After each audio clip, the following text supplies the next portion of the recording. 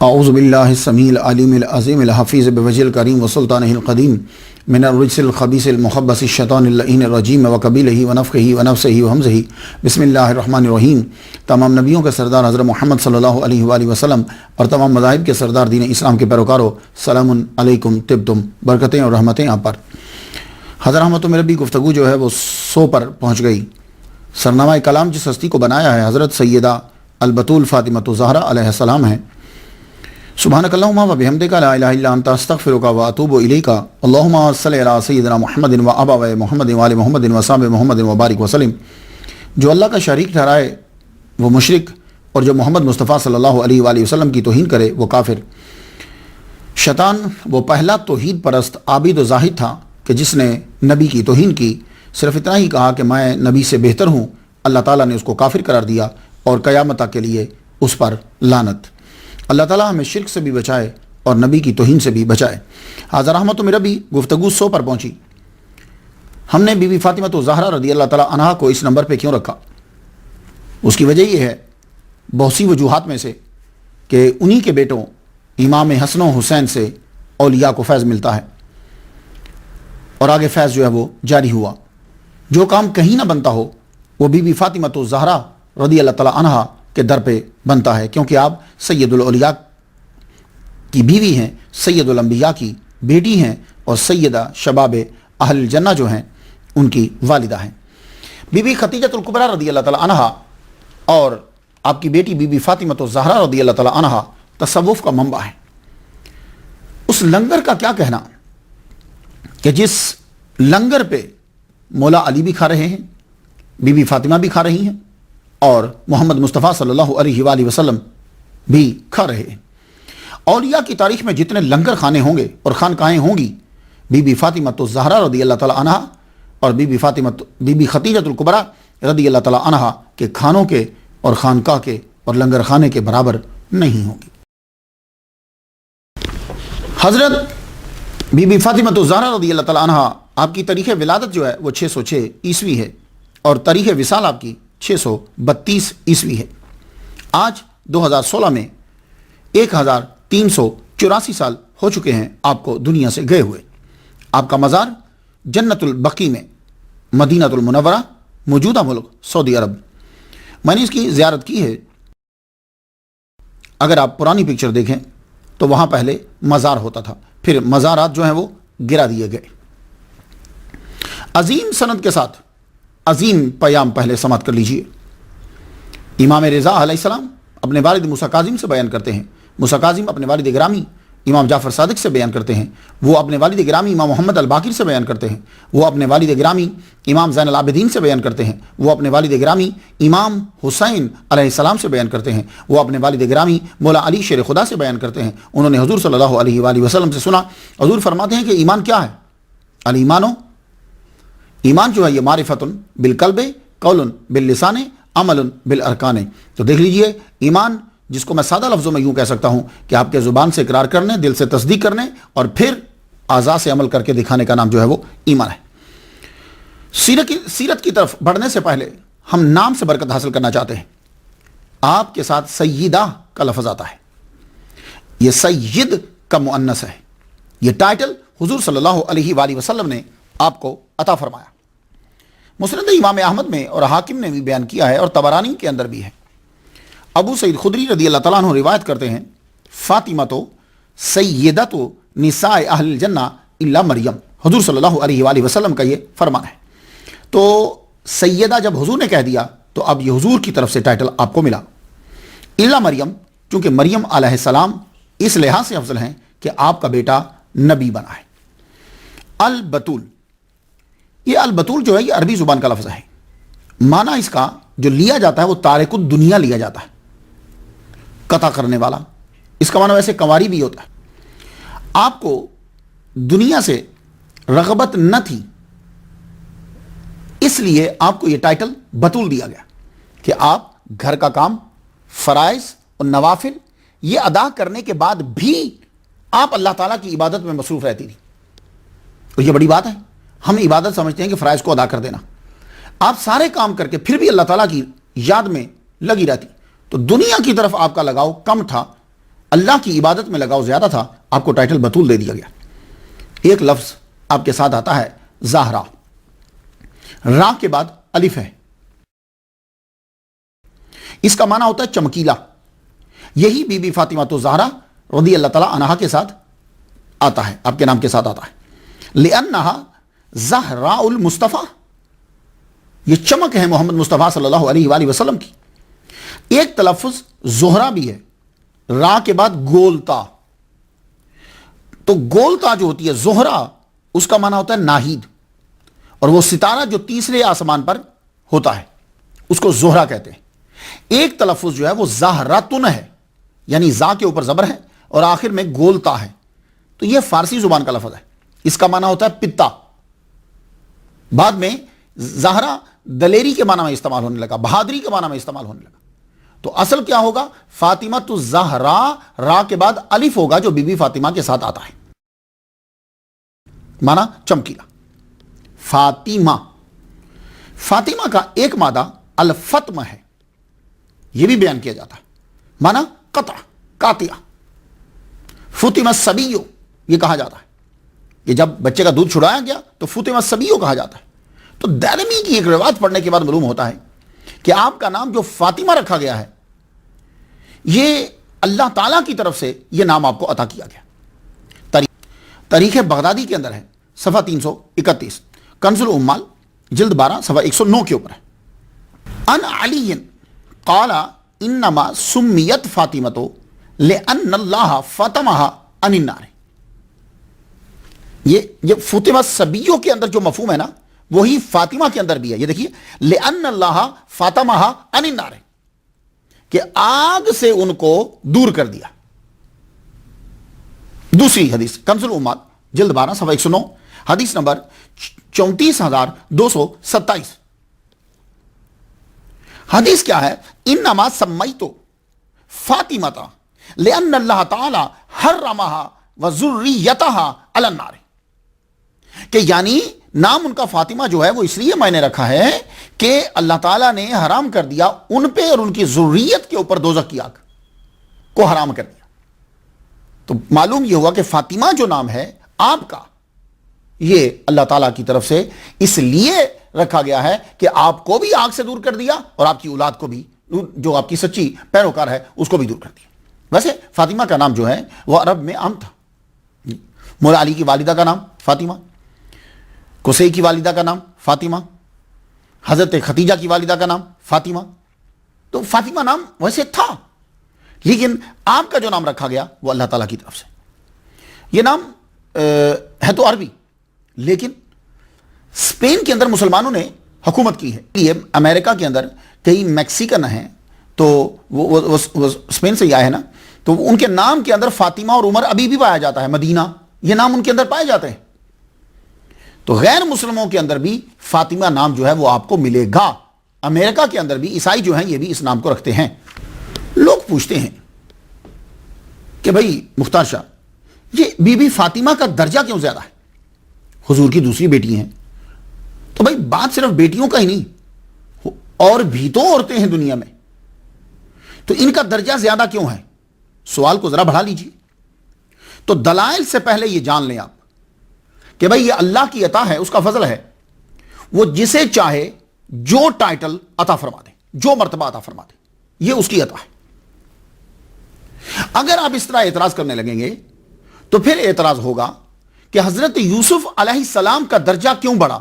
باقی بھی تو 11 بیٹے جو ہیں وہ حضرت یعقوب علیہ السلام کی ہیں۔ تو پھر اعتراض جو ہے وہ یہ ہوگا کہ اللہ تعالیٰ نے ماہ رمضان المبارک کا درجہ بڑھا دیا، باقی 11 مہینے بھی تو اسی کے ہی ہیں نا۔ قرآن مجید میں اللہ تعالیٰ نے کیا کہا ہے؟ اس نے مہینوں کی تعداد بتائی ہے، تو وہ بھی مہینے تو اسی کے ہیں۔ اللہ تعالیٰ نے جمعوں کا درجہ کیوں بڑھا دیا؟ باقی دن بھی تو اسی کے ہی ہیں۔ اللہ تعالیٰ نے اپنی ہی نازل شدہ کتابوں میں سے قرآن مجید کا درجہ بڑھایا، اللہ کی مرضی۔ اللہ نے اپنی ہی بنائی ہوئی راتوں میں لیلۃ القدر کا درجہ بڑھایا، اللہ کی مرضی۔ اللہ تعالیٰ کے نبی سلیمان علیہ السلام، داؤد علیہ السلام، انہوں نے ہی تو بیت المقدس کو بنایا تھا، اور اللہ کا ہی نبی ہے ابراہیم علیہ السلام، انہوں نے خانہ کعبہ بنایا تھا۔ تو اللہ تعالیٰ نے دونوں قبلہ ہیں، ان میں سے بیت اللہ کا درجہ بڑھا دیا، اللہ کی مرضی ہے۔ اسی طرح ابراہیم علیہ السلام کے بچوں میں سے اسماعیل علیہ السلام کو چن لیا، ان کا درجہ بڑھا دیا کہ ان کی نسل سے محمد مصطفیٰ صلی اللہ علیہ وسلم کو پیدا کیا، اللہ تعالیٰ کی مرضی ہے۔ تو بھائی یہ تو سارے صفات رکھتے تھے، صفات کا ظہور ہوا تو درجہ بڑھا۔ اللہ تعالیٰ تو اتنی طاقت رکھتا ہے کہ نہ بھی صفات ہوں، صرف نیت کے پختہ وجود کی بنا پر اللہ تعالیٰ ٹائٹل عطا فرما دیتا ہے، درجہ بڑھا دیتا ہے۔ وہ کیسے؟ آپ مجھے بتائیے، اسماعیل علیہ السلام ذبح ہوئے ہیں؟ نہیں، تو پھر آپ ذبیح اللہ کیوں کہتے ہیں ان کو؟ تو بھائی یہ اعتراض مت کرو کہ بی بی فاطمہ کا درجہ کیوں زیادہ، اللہ بڑھا دے جس کا چاہے۔ تو اب میں آپ سے پوچھتا ہوں کہ جب اسماعیل علیہ السلام ذبح ہی نہیں ہوئے تو ذبیح اللہ کیسے؟ پھر حضور صلی اللہ علیہ وآلہ وسلم کا ایک فرمان ہے، ابن ذبیحتین ہے نا، انا ابن ذبیحتین، میں 2 ذبیحوں کا بچہ ہوں۔ تو 2 کون سے ہیں؟ کوئی بھی ذبح نہیں ہوا، نہ حضرت عبداللہ ذبح ہوئے، ذبح ہونے کے لیے پیش ہوئے، ذبح نہیں ہوئے۔ اسماعیل علیہ السلام ذبح ہونے کے لیے تیار ہو گئے، ذبح نہیں ہوئے۔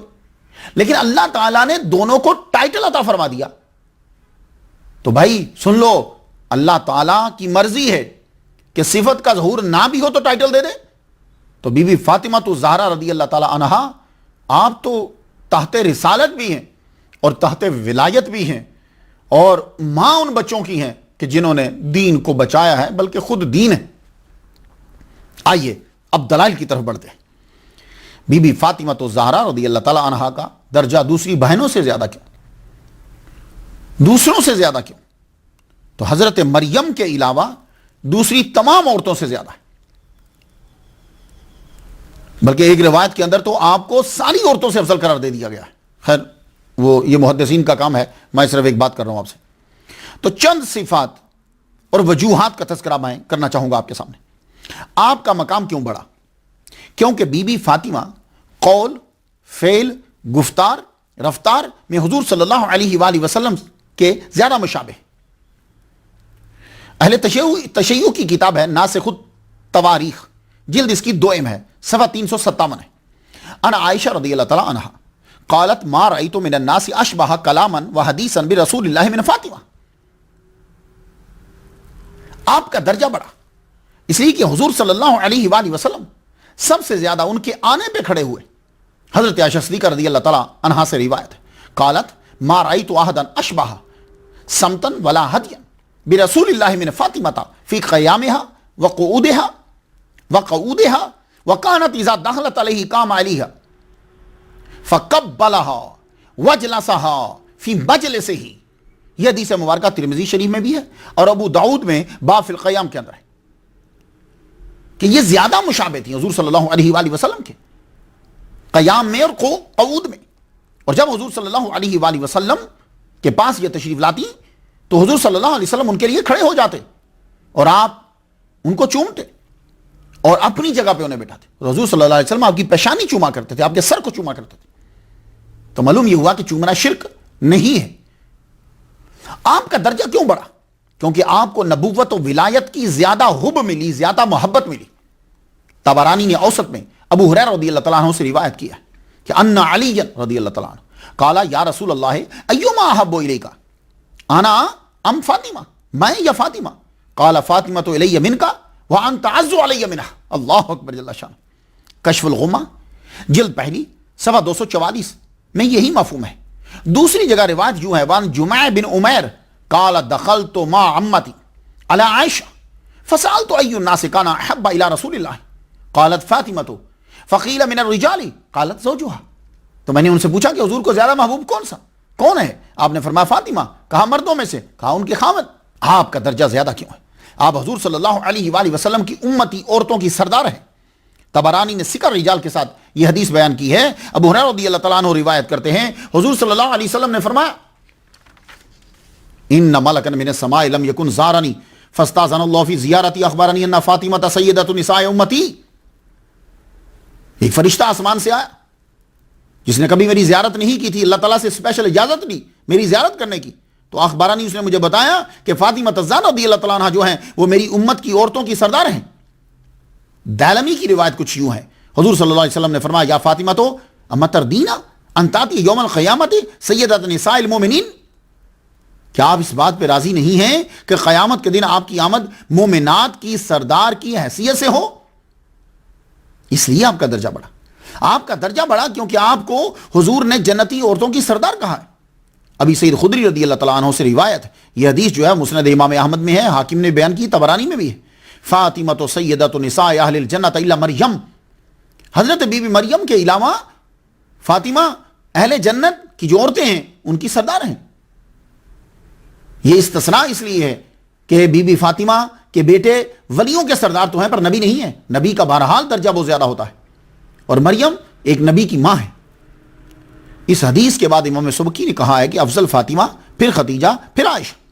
ابن عباس سے ایک مرفوع حدیث ہے, قرطبی نے اس حدیث کو حسن کہا ہے. حدیث یہ ہے, سیدۃ النساء العالمین مریم ثم فاطمہ ثم خدیجہ ثم آسیہ. ترمذی شریف حدیث نمبر 3813 ہے. حسبک من نساء العالمین مریم ابنۃ عمران و خدیجہ ابنۃ خویلد و فاطمہ ابنۃ محمد و آسیہ امرأۃ فرعون. تمہارے لیے پورے عالمین میں سے جو عورتیں ماڈل اور نمونہ ہیں تمہارے لیے, وہ 4 کافی ہیں تمہیں. اب تمہیں نمونہ اور ماڈل بنانے کے لیے کسی اور عورت کو دیکھنے کی ضرورت نہیں ہے, کسی ایکٹریس کو, کسی اور کو. یہ 4 کا حسب کا کافی ہیں تمہارے لیے. تمہیں زندگی گزارنی ہے تو حضرت مریم کو دیکھو, تمہیں زندگی گزارنی ہے حضرت خدیجہ کو دیکھو, تمہیں زندگی گزارنی ہے حضرت فاطمہ کو دیکھو, تمہیں زندگی گزارنی ہے تو حضرت آسیہ کو دیکھو. تمہاری اے عورتوں, تمہیں تمہاری زندگی کے لیے ان کی 4 کی زندگیوں میں چیزیں مل جائیں گی. تو خلاصہ یہ ہوا کہ سب سے افضل حضرت مریم, پھر حضرت فاطمہ, پھر حضرت خدیجہ, پھر حضرت آسیہ. بھائی یہ وہ گفتگو ہے جو محدثین کی ہے, میری گفتگو نہیں, کیونکہ میرا وہ درجہ نہیں ہے. تو ہمارے نظر میں تو اب گفتگو حضرت بی بی فاطمہ کی جاری ہے, تو سماعت کیجیے. شرح جمع الجوامع میں آپ کو سب سے افضل ٹھہرایا گیا ہے, مگر میرا موقف یہ ہے کہ عقلی دلائل کی نسبت نص زیادہ جو ہے وہ وقت رکھتی ہے. آپ کا درجہ بڑھا کیونکہ آپ کو اذیت دینا حضور کو اذیت دینا ہے, اس لیے آپ کا درجہ بڑھا. حدیث مبارکہ سماعت کیجیے, مستدرک جلد پہلی صفحہ 159 پر ہے. مسند امام احمد نے اس کو بیان کیا, ترمذی نے بیان کیا, طبرانی نے بیان کیا. انما فاطمۃ بدعۃ منی فمن آذاها فقد آذانی. بدعۃ میرا ٹکڑا ہے, میرے جسم کا حصہ ہے, جس نے ان کو اذیت دی اس نے مجھے اذیت دی. بخاری شریف میں کچھ یوں ہے, مسور بن مخرمہ رضی اللہ تعالیٰ عنہ سے روایت, قال فاطمۃ بدعۃ منی فمن اغضبها فقد اغضبنی. وہ میرے جسم کا حصہ ہیں, جنہوں نے ان کو غضبناک کیا اس نے مجھے غضبناک کی, مجھے غصہ دلایا. آپ کا درجہ اس لیے بڑھا کہ آپ کی رضا اللہ کی رضا, آپ کا غصہ اللہ کا غصہ ہے. طبرانی نے کہا اس حدیث کی سند جو ہے وہ حسن ہے. حدیث سنیں, قال رسول اللہ صلی اللہ علیہ وسلم لفاطمہ ان اللہ یرضی لرضاکی. اللہ تعالیٰ تیری جس پہ تو راضی رب اس پہ راضی, اور جس پہ تو غصے رب اس پہ غصے. ترمذی شریف کی ایک حدیث ہے, قال علی علی و فاطمہ والحسن والحسین انا حرب لمن حاربہم وسلم لمن سالمہم. میری اس سے جنگ جس سے ان کی جنگ, جس نے ان کے ساتھ جنگ کی میری اس سے جنگ ہے, اور جس نے ان کے ساتھ جو ہے وہ صلح کی میری بھی اس کے ساتھ صلح ہے, میری بھی سلامتی کا اعلان. اللہ اکبر جل شان. آپ کا درجہ بڑھا کیونکہ آپ کے خامد کو سید اور صالح کہا گیا ہے. دائلمی نے حدیث بیان کی ہے, 7657 نمبر حدیث ہے. عن ابن مسعود رضی اللہ تعالیٰ عنہ قال لفاطمہ زوجکی سید فی الدنیا وانہ فی الآخرۃ لمن الصالحین. بی بی فاطمہ سے یہ کہا کہ زوجک, تیرا خامد جو ہے وہ سید ہے دنیا میں اور آخرت میں وہ صالحین میں سے. آپ کا درجہ بڑھا کیونکہ آپ شیر خدا اور باب العلم کی زوجہ بنی. آپ کا درجہ بڑھا کیونکہ دین اسلام اور مسلمانوں کو بچانے کے لیے آپ کے دونوں بچوں حسن و حسین, حسنین نے جو ہے وہ قربانیاں دی. آپ کا درجہ بڑھا کیونکہ امام مہدی جو آئیں گے وہ بھی آپ کے بیٹے امام حسن کی اولاد میں سے ہوں گے, جن کے پیچھے حضرت عیسیٰ علیہ السلام جو ہے وہ نماز فجر کی ادا کریں گے. آپ کا مقام زیادہ ہے کیونکہ انا اعطیناک الکوثر کی ایک تفسیر آپ ہیں. حضور صلی اللہ علیہ وآلہ وسلم کی بنات میں آپ ہی ہیں جو تحت رسالت بھی ہیں اور تحت ولایت بھی ہیں. تحت رسالت ہیں یعنی سید الانبیاء کی بیٹی ہیں, تحت ولایت ہیں یعنی سید الاولیاء مولا علی شیر خدا کی زوجہ محترمہ ہیں. آپ کا مقام زیادہ ہے کیونکہ اہل سنت والجماعت میں آپ سے زیادہ حدیثیں روایت ہے بنسبت دوسری بہنوں کے، 18 حدیث جو ہیں وہ روایت ہے۔ امام دارقطنی نے آپ کی روایت کردہ حدیث، آپ کی شان کی حدیث جو ہیں وہ اکٹھی کر کے انہوں نے ایک رسالہ بنایا، اس کا نام ہی رکھا مسند فاطمہ۔ آپ کا مقام زیادہ، کیونکہ آپ ہیں کہ جن کا جنازہ سب سے پہلے جنازہ بھی چھپا کر جو ہے وہ لایا گیا۔ آپ کا مقام بڑا، کیونکہ آپ کے ہوتے ہوئے اسرائیل علیہ السلام بھی جو ہیں وہ پہلے اجازت طلب کرتے ہیں تب اندر آتے ہیں۔ آپ کا درجہ بڑا، کیونکہ حضور صلی اللہ علیہ وسلم نے آپ کو اور آپ کی اولاد کو بشارت دی جنت کی۔ کنز العمال میں جلد 12 صفحہ 101، طبرانی میں ابن عباس رضی اللہ تعالیٰ عنہما سے روایت ہے کہ کنز العمال جلد 12 صفحہ 101 طبرانی میں حضور صلی اللہ علیہ وسلم نے فرمایا فاطمہ الزہرا رضی اللہ تعالیٰ عنہ سے کہ اللہ تعالیٰ جو ہے وہ نہ تجھے عذاب دے گا اور نہ تیری اولاد کو آگ کا عذاب دے گا۔ کچھ گفتگو سمجھ میں آئی؟ میں بڑی تیزی کے ساتھ جو ہے وہ آپ کو بتا گیا کہ لوگ یہ پوچھتے ہیں کہ بی بی فاطمہ کا درجہ کیوں بڑھا، تو میں نے آپ کو بتا دیا کہ اللہ تعالیٰ کسی کو بھی کوئی درجہ دے دے، کوئی روک نہیں سکتا، لیکن آپ کے اندر یہ صفات ہیں کہ آپ کا درجہ دوسروں سے زیادہ بڑھا۔ اب گفتگو کو تھوڑا سا تاریخ میں لے چلیں۔ محمد مصطفیٰ صلی اللہ علیہ وآلہ وسلم انبیاء کے سردار نے، قریش کی عورتوں کی سردار، جن کو پاکیزگی کی وجہ سے الطاہرہ کا لقب دیا جاتا تھا، پکارا جاتا تھا، اور دولت کی وجہ سے ملکۃ العرب کہا جاتا تھا، یعنی حضرت خدیجۃ الکبریٰ علیہ السلام سے شادی کی 596 عیسوی میں، جس کا ابھی 2016 جا رہا ہے۔ اللہ تعالیٰ نے ایک بیٹا عطا فرمایا، نام رکھا قاسم۔ 1 سال 5 ماہ کے بعد وہ فوت ہو گئے۔ 601 میں اللہ نے ایک بیٹی عطا فرمائی، نام رکھا زینب۔ پھر 604 میں دوسری اللہ تعالیٰ نے بیٹی عطا فرمائی، نام رکھا رقیہ۔ ان کے 1 سال بعد حضرت ام کلثوم کی 605 میں ولادت ہوئی۔ ان کے 1 سال بعد 606 میں اللہ تعالیٰ نے ایک چاند سی بیٹی عطا فرمائی جس کا نام رکھا فاطمہ۔ اللہ اکبر جل شانہ۔ میں یہاں ایک بات عرض کرنا چاہتا ہوں، ہمارے جو مورخین ہیں اور کچھ محدثین بھی، انہوں نے پتہ نہیں کیوں کم عمری بیان کرنے پہ بڑا زور دیا ہے۔ سرکار کی بیوی ہو یا سرکار کی بیٹی ہو، کم عمری بیان کرنے میں زور لگا دیا، اور ہمارے لوگوں نے ماننے میں۔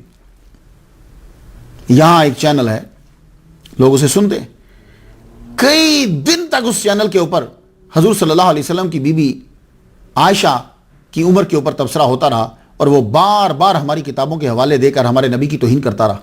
تو میں نے کہا یار، تم لوگ ایک تاریخی تسامح کو قبول نہیں کرتے کہ یہ غلطی ہو گئی ہے، اس کے علاوہ تم بڑی بڑی حدیث کی کتابوں کو ضعیف قرار دیتے ہو، ضعیف قرار دے دے کے نکالتے جاتے ہو، یہ ایک تاریخی تسامح قبول نہیں کرتے۔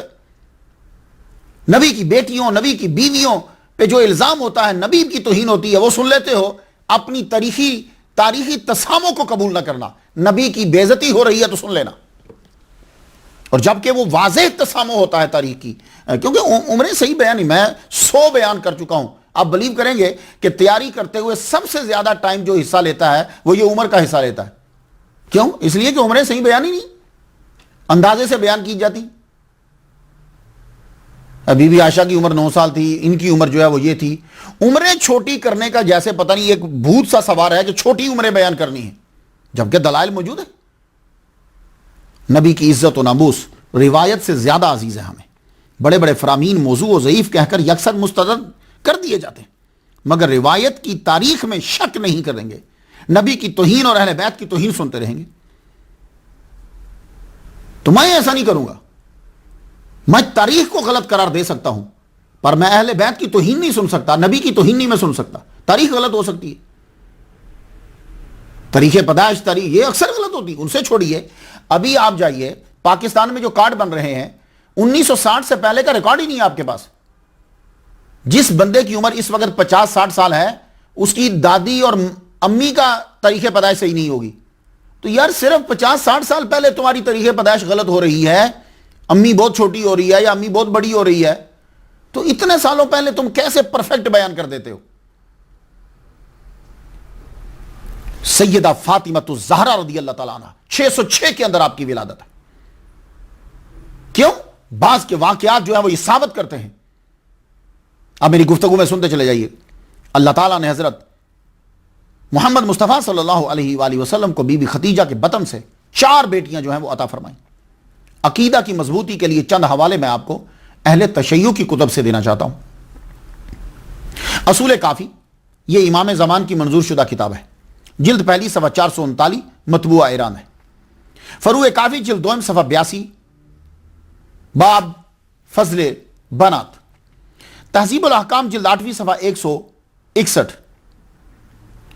الاستبصار جلد پہلی صفحہ 245، کتاب الجنائز۔ تلخیص الشافی جلد چہارم صفحہ 54، مطبوعہ کم ایران۔ المبسوط جلد چہارم صفحہ 158، کتاب النکاح۔ بہار الانوار جلد 22 صفحہ 166، مطبوعہ ایران۔ حیات القلوب جلد دوئم۔ عبارت حیات القلوب کی یہ ہے: دختراں حضرت 4 نفر بودند و ہما از ختیجہ، 51واں باب ہے یہ۔ میرات العقول جلد 5ویں صفحہ 180، مطبوعہ تہران۔ تنقیح المقال فی علم الرجال جلد 100 صفحہ 77۔ ناسخ التواریخ جلد پہلی صفحہ 164۔ مجمع البحرین جلد 100 صفحہ 487۔ مجالس المومنین جلد پہلی صفحہ 204۔ انوار نعمانیہ جلد پہلی صفحہ 366۔ مطبوعہ تبریز سید نعمت اللہ شاہ۔ وَإِنَّمَا وَلَدَتْ لَهُ ابْنَانِ وَأَرْبَعُ بَنَاتٍ زَيْنَبُ وَرُقَيَّةُ وَأُمُّ كُلْثُومٍ وَفَاطِمَةُ۔ منتخب التواریخ باب اول صفحہ 24، حاجی محمد ہاشم بن محمد علی خراسانی کی ہے۔ تفسیر مجموع البیان جلد 2 صفحہ 333۔ فیض الاسلام شرح نہج البلاغہ، چہاردہ معصوم جلد پہلی صفحہ باب پنجم صفحہ 224، مطبوعہ تہران۔ مناقب آل ابی طالب جلد پہلی صفحہ 161۔ محمد بن علی بن شہر اشوق، تاریخ یعقوبی صفحہ 20 جلد 2۔ انصاب الاشراف صفحہ 398۔ طبقات ابن سعد صفحہ 58۔ کتاب الخصال صفحہ 375۔ سیرت ابن ہشام جلد پہلی صفحہ 190۔ تو سب کتب میں بنیادی طور پر جو ہے وہ یہ بات تحریر ہے کہ حضرت ختیجۃ الکبریٰ سے محمد مصطفیٰ صلی اللہ علیہ وآلہ وسلم کی 4 بیٹیاں ہیں۔ اب میں جو سب سے بڑی معتبر کتاب ہے اصول کافی، اس کی عبارت پڑھنا چاہتا ہوں۔ وَتَزَوَّجَ خَتِیجَةَ وَهُوَ ابْنُ 29 سَنَةً فَوُلِدَ مِنْهَا قَبْلَ مَبْعَثِهِ الْقَاسِمُ وَرُقَيَّةُ وَزَيْنَبُ وَأُمُّ كُلْثُومٍ وَوُلِدَ لَهُ بَعْدَ الْمَبْعَثِ الطیب والطاہر والفاطمہ علیہ السلام۔ اصول کافی جلد 2 صفحہ 439۔ تنقیح المقال جلد 2 صفحہ 79۔ ان کتب الفریقین مشحونۃ بانها ولدت للنبی 4 بنات زینب وام کلثوم وفاطمہ ورقیہ۔ تو یہاں مجھے ترتیب بتانا مقصود نہیں ہے، مجھے صرف آپ کو عبارات سے یہ بتلانا مقصود ہے کہ اہل تشیع کی سب سے معتبر کتاب جس کو امام زمان جو ہیں انہوں نے منظور کر دیا ہے، اس میں یہ لکھا ہے کہ حضرت بی بی ختیجہ سے 4 بیٹی ہیں۔ بی بی فاطمہ تو زہرا کی ولادت ہوئی۔ تو عرب میں رواج کیا تھا؟ رواج یہ تھا کہ بچے کو بھیج دیا جاتا تھا دایا کے ساتھ، اور وہ دایا جو ہے وہ دودھ پلاتی تھی۔ لیکن بی بی فاطمہ تو زہرا رضی اللہ تعالیٰ عنہ کی جب ولادت ہوئی تو بی بی ختیجۃ الکبریٰ رضی اللہ تعالیٰ عنہ نے دایا کے ساتھ نہیں بھیجا، دائی لے کر نہیں گئی، آپ نے خود اپنا دودھ پلایا، اپنے پاس رکھا۔ تو بی بی فاطمہ تو زہرا رضی اللہ تعالیٰ عنہ یہ جان تھیں بی بی ختیجۃ الکبریٰ رضی اللہ تعالیٰ عنہ اور محمد مصطفیٰ صلی اللہ علیہ وسلم کے جو ایمان کی جان ہے۔ دونوں آپ کا بچپن میں بہت زیادہ وقت جو ہے وہ اپنی والدہ اور اپنے والد کے ساتھ جو ہے وہ گزرا۔ حضور صلی اللہ علیہ وآلہ وسلم جب غار حرا میں مراقبہ کے لیے جایا کرتے تھے، کبھی زیادہ قیام فرماتے کبھی کم۔ 610 میں تو آپ نے زیادہ قیام کرنا شروع کر دیا۔ تو وہ جو جتنی دیر آپ غار حرا میں رہتے، بی بی فاطمہ تو زہرا بے چین رہتی، بار بار پوچھتی بابا کدھر ہیں، بابا نہیں آئے، بابا کدھر ہیں، اللہ اکبر جل شان۔ اور بعض اوقات تو ضد کرتی مجھے بھی ساتھ جانا ہے۔ جب بی بی ختیجہ الکبریٰ رضی اللہ تعالیٰ عنہ کھانا لے کر جاتی تو ضد کرتی مجھے بھی ساتھ جانا ہے۔ تو بی بی ختیجہ کہتی بیٹی تم چھوٹی ہو، اتنی بلندی پہ تم چڑھ نہیں سکتی، تھک جاؤ گی، تم رکو میں ابھی آ رہی ہوں۔ اس وقت آپ کی عمر 5 سال ہو چکی تھی۔ حضور صلی اللہ علیہ وسلم پر جب پہلی وحی اتری، یہ میں کہا جب پہلی وحی اتری تو تب 611 میں آپ کی عمر 5 سال ہو چکی تھی۔ یہ بچے کی تعلیم کی عمر ہوتی ہے۔ ویسے تو ہمارے اسلام کے اندر جب بچہ پیدا ہو تو تعلیم شروع ہو جاتی ہے، لیکن جو دنیا نے عمر بنائی ہے وہ 4 سے 5 سال عمر بنائی۔ کیا کمال ہے اور کرم ہے کہ بی بی فاطمہ الزہرا رضی اللہ تعالیٰ عنہ کی جب عمر مبارک تعلیم حاصل کرنے کی شروع ہوئی تو وحی کا نزول شروع ہو گیا۔ اب حضور صلی اللہ علیہ وآلہ وسلم پر جو وحی اترتی تھی قرآن مجید نازل ہوتا تھا آپ گھر آ کر سناتے تھے، سب کو سناتے تھے جو جو یاد کرنے والا ملتا. تو بی بی فاطمہ تو زہرا رضی اللہ تعالیٰ عنہ کو جب علم حاصل کرنے کی عمر شروع ہوئی ادھر سے تعلیم شروع ہو گئی. تو آپ نے سارا قرآن مجید جو یاد کیا ہے جتنا وہ محمد مصطفیٰ صلی اللہ علیہ وآلہ وسلم سے یاد کیا ہے. اللہ اکبر جل شان. اور دوسرا طریقہ آپ سوالات کے ذریعے سے علم جو ہے وہ حاصل کرتی. اللہ تعالیٰ نے آپ کو بہت ذہانت عطا فرمائی تھی. آپ سوال کرتی توحید کے بارے میں، رسالت کے بارے میں، دنیا کے بارے میں، آئلی زندگی کے بارے میں، عبادت کے بارے میں، تو محمد مصطفیٰ صلی اللہ علیہ وآلہ وسلم پھر آپ کو بتاتے جاتے. اس طریقے سے آپ حضور سے علم جو ہے وہ حاصل کرتی جا رہی. ایک بہت بڑا آپ کے بچپن میں ہی جو واقعہ ہوا اسے شیب ابی طالب کہا جاتا. میں شیب ابی طالب بیان کر چکا ہوں. شیب ابی طالب جو ہے اس کے اندر وہ دورانیہ بھی آیا کہ جب بچے بھوک سے پیاس سے بلک اٹھے، فضا جو ہے وہ ان کے رونے سے بھر گئی. حالانکہ ابو بکر صدیق رضی اللہ تعالیٰ عنہ اور کچھ اور لوگ بھی وہ چوری چھپے کھانا پہنچاتے تھے اندر، لیکن چوری سے پہنچایا ہوا پورا کب ہوگا؟ وہ ختم ہو جاتا. اب اس کی ایک مثال میں آپ کو دیتا ہوں. شیب ابی طالب میں کیا ہوا؟ امام سہیلی نے اسے بیان کیا. میں ان کی قبر پر بھی فاتحہ میں نے پڑھی ہے جا کر. امام سہیلی جو ہیں وہ بیان کرتے ہیں، وہ کہتے ہیں سعد بن ابی وقاص یہ صرف حضور کی محبت میں شیب ابی طالب کے اندر تھے، ورنہ یہ اس معاہدہ کے اندر آتے نہیں ہیں. آپ کہتے ہیں کہ اتنی بھوک لگی کہ مجھے ایک ٹکڑا ملا، میں نے اس کو اچھی طرح پہلے دھویا. دھونے کے بعد چمڑے کے ٹکڑے کو میں نے آگ میں بھونا. بھونے کے بعد میں نے اس کو پیسا. پیسنے کے بعد اس کا آٹا بن گیا تو میں پانی میں ڈال کر پی گیا ستو کی طرح. اس سے اندازہ لگاؤ کہ شیب ابی طالب کے اندر کیا وقت گزرا. تو جب بڑوں پر یہ حالت تو چھوٹوں کی حالت کیا ہوگی؟ تو بیچارے بچے جو ہیں وہ روتے تھے. تو شیب ابی طالب کے اندر تمام مشکلات کو بی بی فاطمہ الزہرا رضی اللہ تعالی عنہا نے اپنی والدہ کے ساتھ برداشت کیا ہے. اللہ اکبر جل شان. اس لیے ہم نے تصوف میں بی بی خدیجہ اور حضرت بی بی فاطمہ کو خاص طور پر بیان کیا ہے کہ جو عورتیں چاہتی ہیں کہ ہم بھی تصوف اختیار کریں وہ ان دونوں کو پڑھیں، ان دونوں کو سنیں. ان کی زندگی جو ہے وہ تصوف کا منبع ہے. اللہ اکبر جل شانہ. تو شیب ابی طالب کی مشکلات کو بی بی فاطمہ الزہرا رضی اللہ تعالیٰ نے اپنی والدہ کے ساتھ جو ہے وہ برداشت کیا. شیب ابی طالب کے ختم ہونے کے 6 ماہ بعد حضرت ابو طالب کا وصال ہو گیا، اور 3 دن بعد، اور بقول ابن جوزی 5 دن کے بعد حضرت بی بی خدیجہ الکبریٰ رضی اللہ تعالیٰ عنہا کا وصال ہو گیا. بی بی فاطمہ الزہرا رضی اللہ تعالیٰ عنہ بہت روئیں اپنی ماما کے جانے پر، ان کے وصال پہ بہت روئیں. حضور صلی اللہ علیہ وآلہ وسلم جب ان کو دفنا کر واپس آئے تو رو رو کے پوچھتی تھی بابا اماں کہاں ہیں، بابا اماں کہاں ہیں. حضور بھی بچی کی باتوں کو سن کے رو پڑتے اور فرماتے بیٹی ماما تمہاری والدہ جنت میں اللہ تعالیٰ نے ان کو بڑا محل عطا فرما دیا جس کے اندر نہ کوئی شور نہ کوئی غم. اللہ اکبر. ان کے لیے محل ہے بیٹی، وہ بڑے سکون میں. اب گھر کا مسئلہ تھا. حضرت فاطمہ الزہرا رضی اللہ تعالیٰ عنہا کی عمر چھوٹی، گھر کو سنبھالنا ہے. ام کلثوم بھی ہیں گھر میں. تو حضور صلی اللہ علیہ وسلم نے حضرت سودا سے جو ہے وہ نکاح کر لیا. حضرت سودا کی عمر اس وقت 50 سال تھی. زینب و رقیہ ان دونوں کا تو یہ تو بیاہ ہی جا چکی تھی. اب گھر میں یہ 2 چھوٹی ہیں، حضرت بی بی فاطمہ چھوٹی ہیں. تو جب گھر کا پریشانی جو ہے وہ ختم ہوئی، گھر کا دھیان رکھنے والی آپ کو مل گئی. حضرت سودا گھر کا دھیان رکھیے. اب آپ کو آرڈر ہے کہ آپ جا کر قرب و جوار میں جو قبائل ہیں اور دور دراز جا کر تبلیغ کو عام کریں. تو محمد مصطفیٰ صلی اللہ علیہ وآلہ وسلم آپ مکہ سے باہر بھی نکلے، آپ طائف میں گئے. آپ کبھی طائف جائیں؟ میں نے اس کو دیکھا ہے، پہ حج کیا میں نے.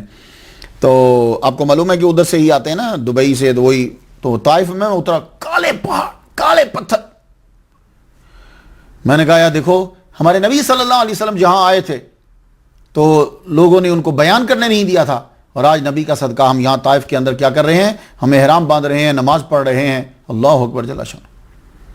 تو بھائی یہ جو حضور صلی اللہ علیہ وآلہ وسلم پھر طائف کی طرف نکلے. طائف کی طرف جب نکلے تو آپ وہاں سے واپس آئے تو بی بی فاطمہ الزہرا رضی اللہ تعالی عنہا نے جب آپ کو دیکھا جسم جگہ جگہ سے زخمی ہے۔ اب آپ کو بابا کی فکر رہنے لگی۔ حضور صلی اللہ علیہ وسلم باہر جس وقت بھی تبلیغ کے لیے جاتے یا باہر جاتے تو بی بی فاطمہ پریشان رہتی، ہر وقت آپ کا دھیان جو ہے وہ دروازے کے اوپر لگا ہی رہتا، خیریت سے آ جاتے تو چمٹ جاتی، جسم کے ساتھ جیسے بچیاں اپنے بابا کو ملتی ہیں پرسکون ہو جاتی جب تک بابا گھر کے اندر رہتے۔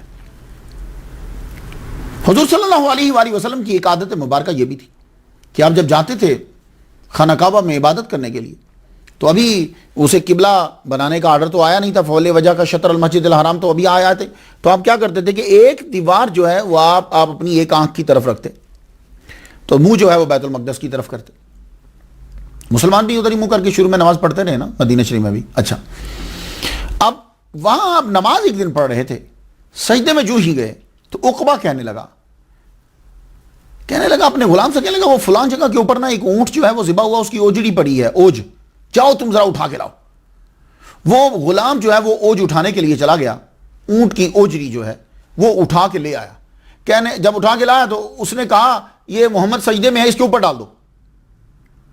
نعوذ باللہ نعوذ باللہ، اس ظالم نے محمد مصطفیٰ صلی اللہ علیہ وآلہ وسلم کے اوپر اوج ڈال دیا۔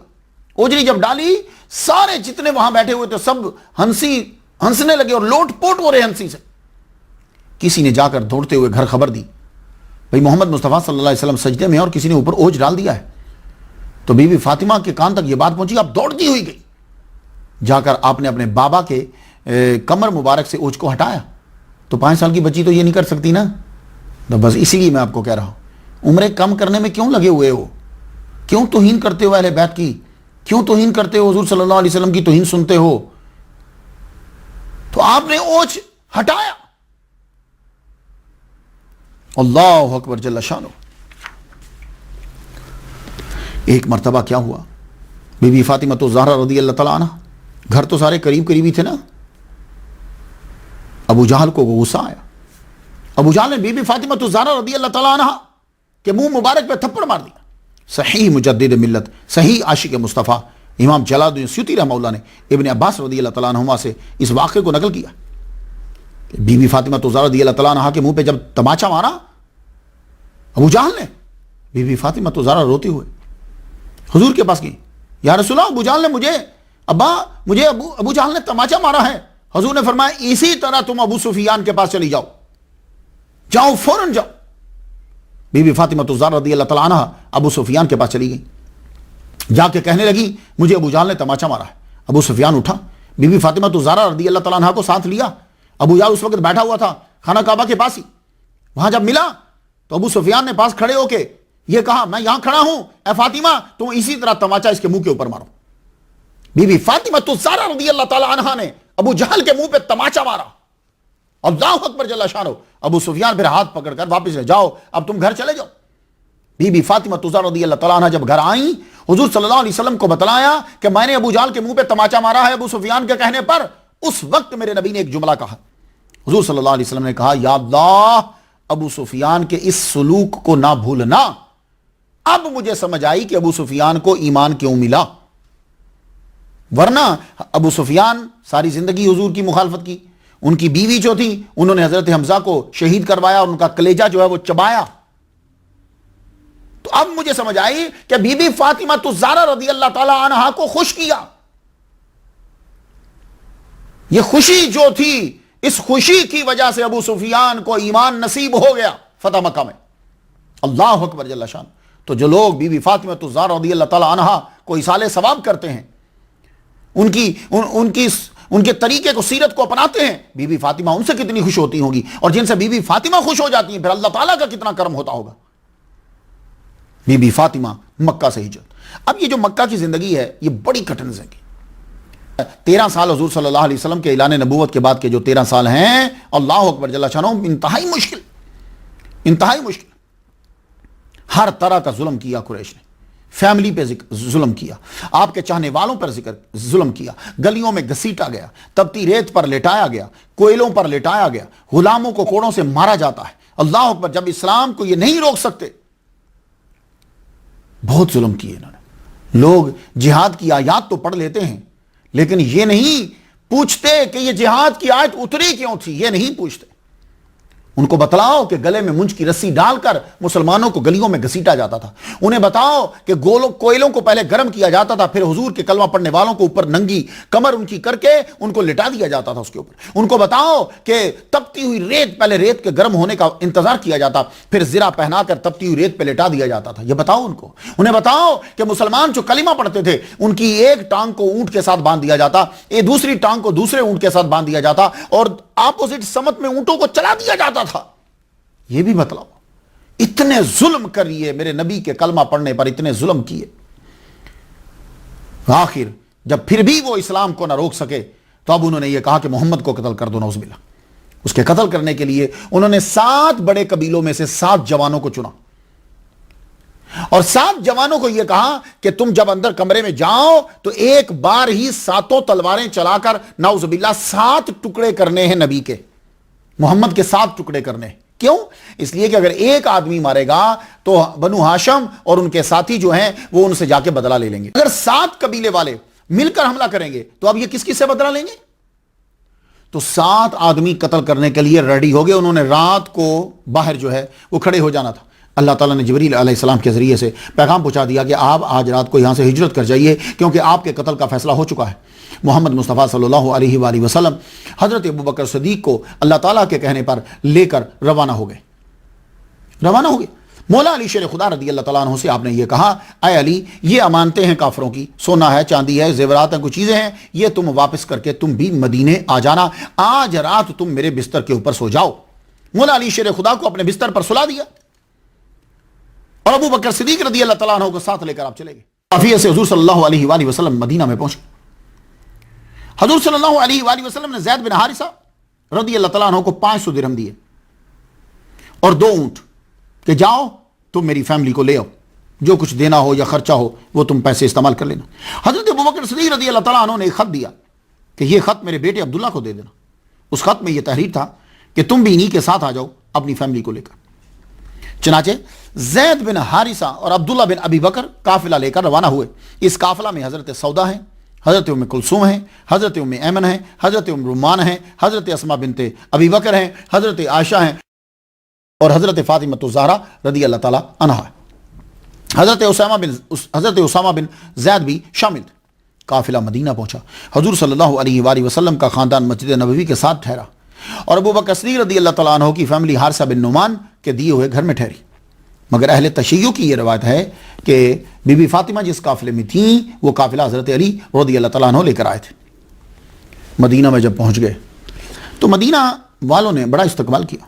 حضور صلی اللہ علیہ وآلہ وسلم کے ساتھ آنے والے جتنے مہاجرین تھے ان کو بھی بڑا اچھا سلوک کیا. ایسا سلوک تاریخ میں کم ہی نظر آتا ہے, بلکہ نظر آتا ہی نہیں. حضور کی فیملی کو, اور سب سے بڑھ کر حارثہ بن نعمان جن کے بڑے مکان تھے مدینہ شریف کے اندر, انہوں نے اپنے مکانات جو ہیں مہاجرین کے لیے, نبی کے غلاموں کے لیے دینے شروع کر دیا. ابتدائی سال پھر بھی مشکل وہاں بھی رہے. وہ کیا؟ مہاجرین کی آبادکاری ہے, مسجد کا بنانا ہے, اور جو ارد گرد کے قبائل ہیں ان کے ساتھ معاہدے کرنے. لیکن ایک اور بڑا مسئلہ یہ ہوا کہ مشرکین کو غصہ تو تھا. اب انہوں نے 624 میں حملہ کر دیا. ہم چھوڑیں گے نہیں. مارچ کی 13 تاریخ 17 رمضان المبارک 2 ہجری ہے. 313 جانثار جو ہیں وہ دفاع کے لیے آگے بڑھے. ہمارے ہاں دفاع ہوتا ہے, ہمارے ہاں جارحیت نہیں ہوتی. جہاں ظلم ہو ظلم کو ختم کرنا ہوتا ہے, اپنی جان بچانی ہوتی ہے. اور یہ ہر مذہب کے اندر ہے. کوئی دنیا کا ایسا مذہب نہیں ہے کہ جو میرے اس سوال کا جواب جو ہے وہ کوئی اور طرح سے دے. میں اسے پوچھتا ہوں جب تم پر ظلم ہو تو تم کیا کرتے ہو؟ بس اتنا بتا دو. کوئی بھی مذہب ہے, کوئی بھی مذہب ہے, جب ظلم ہوتا ہے تو کیا کرتے ہو؟ تو صحابہ جو ہیں, اب یہ اس سے جنگ بدر ہوئی, آپ کو معلوم ہے. جنگ بدر کے بعد اب تھوڑے سے حالات ذرا ٹھیک ہوئے, بہتر ہوئے کچھ. صحابہ نے حضرت علی کو مشورہ دیا. شوال کا مہینہ ہے. حضرت ابوبکر صدیق رضی اللہ تعالیٰ عنہ, حضرت عمر اور سعد بن ابی وقاص رضی اللہ تعالیٰ عنہم نے آپس میں مشورہ کیا کہ حضور صلی اللہ علیہ وسلم کو ان کی بیٹی فاطمہ کے لیے کئی پیغام بھیجے گئے ہیں مگر حضور نے صراحتاً کوئی جواب نہیں دیا. حضرت علی بچ گئے ہیں, آؤ ہم جا کر حضرت علی سے بات کرتے ہیں کہ تم شادی کا جو ہے نا وہ پیغام بھیجو. یہ تینوں حضرت علی کو تلاش کرنے لگے. تو معلوم ہے کیا ملے؟ حضرت علی رضی اللہ تعالیٰ عنہ جنگل میں اونٹ چرا رہے تھے تو تینوں وہاں چلے گئے. علی بڑے خلوص کے ساتھ مشورہ دی. تم بی بی فاطمہ تو زہرا رضی اللہ تعالیٰ عنہا کے لیے پیغام بھیجو. پورے خلوص کے ساتھ مشورہ دیا. کہنے لگے آپ پیغام بھیجو، باقی ہم آپ کی بھی مدد کریں گے. حضرت علی نے سنا اور چپ کر گئے. اب اللہ تعالیٰ کی طرف سے جب کوئی حکم آتا ہے نا تو پھر اللہ تعالیٰ کیا کرتا ہے کہ بندوں کی زبان پر اس چیز کو جاری کر دیتا ہے. ایک اور عورت ملی مولا علی شیر خدا سے، کہنے لگی علی کیا فاطمہ بیٹی کا کوئی رشتہ آیا ہے حضور کے پاس؟ کہنے لگے مجھے معلوم نہیں ہے. تو خود ہی بولی تو تم کیوں نہیں بھیج دیتے اپنا پیام؟ آپ فرمانے لگے میں نہ سامان نہ مکان نہ کوئی مہر کی رقم، میں کیسے بھیجوں؟ کہنے لگے نہیں آپ بھیجو پیام. جب اس نے بڑا اصرار کیا تو آپ حضور صلی اللہ علیہ وآلہ وسلم کے پاس چلے گئے. ابھی مولا علی حضور کے پاس نہیں پہنچے تھے کہ جبریل علیہ السلام نے آ کر آپ کو پیام دے دیا تھا کہ یا رسول اللہ بیت المعمور میں، بیت المعمور جیسے آپ کا سعودی عرب میں قبلہ ہے نا، تو فرشتوں کے لیے 7ویں آسمان پر بیت المعمور میں قبلہ ہے. بیت المعمور میں اعلان ہو چکا ہے کہ بی بی فاطمہ کا نکاح مولا علی سے طے پا گیا، اللہ تعالیٰ کی طرف سے اعلان ہو گیا. اب آپ بھی اعلان کر دیجئے. یہ جبریل علیہ السلام پہلے کہہ چکے تو اتنے میں حضرت مولا علی شیر خدا رضی اللہ تعالیٰ عنہ اندر داخل ہوئے. آتے ہی سر جھکا کے بیٹھ گئے. کافی دیر چپ رہے. حضور صلی اللہ علیہ وآلہ وسلم مسکرا پڑے. کہنے لگے بڑے چپ ہو، کیا نکاح کی درخواست لے کر آئے ہو؟ اللہ اکبر جل شانہ، کیا نکاح کی درخواست لے کر آئے ہو؟ آپ نے سر جھکایا ہوا ہے. جی یا رسول اللہ. تو حضور صلی اللہ علیہ وآلہ وسلم نے پوچھا تمہارے پاس ہے کیا؟ کہا یا رسول اللہ میرے پاس ایک گھوڑا ہے اور ایک میرے پاس زرہ ہے. یہ زرہ جو ہے یہ آپ کو غزوہ بدر میں ملی تھی. بڑی زبردست زرہ، بڑی عریض اور بڑی ثقیل. تلوار جب اس کے اوپر پڑتی تھی تو تلوار ٹوٹتی تھی، یہ نہیں ٹوٹتی تھی. تو آپ نے فرمایا جاؤ زرہ بیچو، گھوڑا رکھو زرہ بیچو اور پیسے لے کر آپ واپس آؤ. آپ زرہ بیچنے کے لیے بازار گئے تو قدرتی آپ کا سامنا ہوا حضرت عثمان غنی رضی اللہ تعالیٰ عنہ سے. ان کو جب معلوم ہوا کہ آپ زرہ بیچنے کے لیے آئے، آپ نے 480 درہم کے اندر زرہ کو خرید لیا. آپ کو 480 درہم دے دیے اور جب آپ درہم لے کر دراہم لے کر واپس جانے لگے تو کہنے لگے رکیے، یہ زرہ ہماری طرف سے ہدیہ لیتے جائیے. آئے ہائے ہائے ہائے رحماء بینہم، کہنے لگے یہ زرہ ہماری طرف سے ہدیہ لیتے جائیے. یہ نظر ہے آپ کی، کتنی عزت کرتے تھے صحابہ مولا علی شیر خدا کی. تو آپ واپس آئے، حضور صلی اللہ علیہ وآلہ وسلم کے قدموں میں آ کر ساری رقم رکھ دی اور سارا واقعہ بھی بتلایا. حضور صلی اللہ علیہ وآلہ وسلم نے فرمایا ٹھیک ہے بازار سے جاؤ، خوشبو لے کر آؤ، شہد لے کر آؤ، جسے آپ شہد کہتے ہیں، شہد لے کر آؤ، کھجوریں بھی لے کر آؤ. حضرت علی بازار گئے، یہ ساری چیزیں سارا سامان جو ہے وہ لے کر آئے. حضرت انس رضی اللہ تعالیٰ عنہ کو بھیجا، جاؤ حضرت ابوبکر کو بلا کر لاؤ، عمر کو بلا کر لاؤ، عبد الرحمن اور چند اور نام گنوائے، فرمایا جاؤ ان سب کو لے آؤ. بلایا گیا. حضور صلی اللہ علیہ وآلہ وسلم نے نکاح پڑھایا. آپ نے ہی خطبہ دی اور فرمایا اے علی 400 مسکال مہر کے عوض میں اپنی بیٹی فاطمہ کا نکاح تم سے پڑھا رہا ہوں، تمہیں قبول ہے؟ اس کی قبول ہے، قبول ہے، قبول ہے یا رسول اللہ. پھر جو مہمان آئے ہوئے تھے حضور صلی اللہ علیہ وآلہ وسلم نے شہد کا شربت اور انہیں پلایا، کھجوریں سرو کی گئیں ان کے لیے. ذوالقعدہ 2 ہجری، اس وقت بی بی فاطمہ الزہرا رضی اللہ تعالی عنہا کی عمر 18 سال تھی. تو پلیز تاریخی واقعات کا تسامو قبول کرو، اہل بیت کی بے عزتی مت کرواؤ چھوٹی چھوٹی عمریں 6 9 9 8 8 بیان کر کے. 18 سال آپ کی عمر ہے مگر رخصتی نہیں ہوئی. نکاح تو ہو گیا، رخصتی نہیں ہوئی. 1.5 ماہ جو ہے وہ گزر گئے. اب یہاں ایک اور بات ہے کہ بعض کہتے ہیں کہ جب نکاح ہوا تو حضور صلی اللہ علیہ وآلہ وسلم نے فرمایا بھائی ولیمہ بھی ہونا چاہیے. تو حضرت سعد جو ہیں انہوں نے ایک بھیڑ ہدیہ کر دی، کچھ پنیر، نانے، جو سب کا انتظام ہو گیا. حضرت اسماء فرماتی بڑی ٹاپ کا ولیمہ ہوا. کچھ لوگوں نے کہا کہ یہ رخصتی کے بعد ہوا تھا. اب رخصتی جو ہے وہ آپ کی نہیں ہوئی. 1 دن 2 دن، 1 مہینہ 2 مہینہ، رخصتی آپ کی نہیں ہوئی. 1 مہینہ گزر گیا. مجھے معلوم ہے کہ ایسا لگتا ہے کہ جیسے حضرت علی مکان ڈھونڈنے میں یہ ٹائم لگ گیا. 1 ماہ کے بعد حضرت عقیل ابن ابی طالب ام ایمن سے گزارش کرتے ہیں آپ ہماری سفارش کیجئے کہ محمد مصطفیٰ صلی اللہ علیہ وسلم اپنی بیٹی کو روانہ کر دیں. ایمن نے کہا اچھا میں ماحول بناتی ہوں، تمہاری سفارش تمہاری بات وہاں تک پہنچاتی. آپ نے بات جو ہے وہ حضور تک پہنچا دی. حضور صلی اللہ علیہ وسلم نے فرمایا ٹھیک ہے روانہ کر دیتے. حضور راضی ہو گئے. آپ نے حضرت علی کو بلایا، چند دراہم دیے اور فرمایا جاؤ 5 درہم کا گھی لاؤ، 1 درہم کا پنیر لے آؤ، 4 درہم کی کھجوریں لے آؤ. جب یہ لائے آپ نے ان کو ملایا. سبحان اللہ، وہ چیزیں کہ جن کو میرے نبی کے ہاتھ لگے آپ نے ان کو ملا کر رکھا. اس میں سے 2 چھوٹے چھوٹے پیالے خاص طور پر تیار کیے. آپ نے فرمایا علی باہر جاؤ، جو تمہیں ملے اسے اندر لے آؤ. جو بھی جا رہا آپ لائے اندر. سب بیٹھ گئے. حضور بیٹھے. حضور صلی اللہ علیہ وآلہ وسلم نے اپنے ہاتھ مبارک سے وہ برکت والا وہ جو مرکب ہے وہ آپ نے کھلائی. اللہ اکبر. وہ گھی، وہ پنیر، وہ کھجوریں وہ کھلائیں آپ نے. پھر آپ حضور صلی اللہ علیہ وسلم نے ایک پیالہ مولا علی کو دیا، کہا یہ تم کھاؤ. ایک اپنی بیٹی فاطمہ کو دیا، یہ آپ کھاؤ. مولا علی شیر خدا رضی اللہ تعالیٰ عنہ کے ہاتھ میں بی بی فاطمہ الزہرا رضی اللہ تعالیٰ عنہ کا ہاتھ دیا. ہاتھ دیتے ہوئے کہا اے علی پیغمبر کی بیٹی تم کو مبارک ہو. اے فاطمہ تمہارا شوہر بہت اچھا ہے. میاں بیوی کے جو حقوق ہیں آپ نے بیان کیے تھوڑے سے. فرمایا جاؤ. حضرت علی اور فاطمہ اونٹ پر سوار ہوئے. حضرت سلمان فارسی رضی اللہ تعالیٰ عنہ نے اونٹ کی نکیل کو پکڑا تو حضور صلی اللہ علیہ وآلہ وسلم نے ساتھ میں حضرت اسماء بنت امیس کو بھیجا، رافع کو بھیجا، ایمن کو بھیجا. انہیں بھی بھیجا، جاؤ تم بھی جاؤ. اور حضور نے فرمایا میرا انتظار کرنا جب تک میں آ نہ جاؤں. اللہ اکبر. اور میرے نبی نے کچھ ساتھ میں سامان بھی دیا. اب سامان سن لو وہ کیا ہے. مصری کپڑے کا بنا ہوا بستر جس میں اون بھری ہوئی ہوتی، ایک نقشی تختہ، ایک چمڑے کا تکیہ، ایک مشکیزہ، 2 مٹی کے برتن پانی کے لیے، ایک چکی جس میں جو اور گندم پیسی جاتی، ایک پیالہ پانی پینے کے لیے، 2 چادریں، 2 جو ہیں یہ بازو بند، ایک جائے نماز پڑھنے کے لیے. نسائی شریف میں ہے کہ سیاہ رنگ کی چادر بھی تھی. جب وہ گھر پہنچ گئیں تو پیچھے سے محمد مصطفیٰ صلی اللہ علیہ وآلہ وسلم عشاء کی نماز کے بعد آپ بھی گھر پہنچ گئے. دروازہ کھٹکھٹایا، اجازت ملی تو اندر داخل ہوئے. محمد مصطفیٰ صلی اللہ علیہ وسلم نے فرمایا کہ پانی کا پیالہ لاؤ. پانی لایا گیا. میرے نبی محمد مصطفیٰ صلی اللہ علیہ وسلم نے قل هو اللہ احد، قل اعوذ برب الفلق، قل اعوذ برب الناس تینوں پڑھی. پڑھنے کے بعد آپ نے اپنا لعاب دہن اس کے اندر ڈالا. ہاتھ مبارک آپ نے ڈال کے پھر آپ نے یوں ان کے دونوں کے سینے کے اوپر اور بازو کے اوپر یوں آپ نے پانی کی چھینٹے لگائے. اس کے بعد آپ نے فرمایا تم دونوں اس پانی کو پی لو.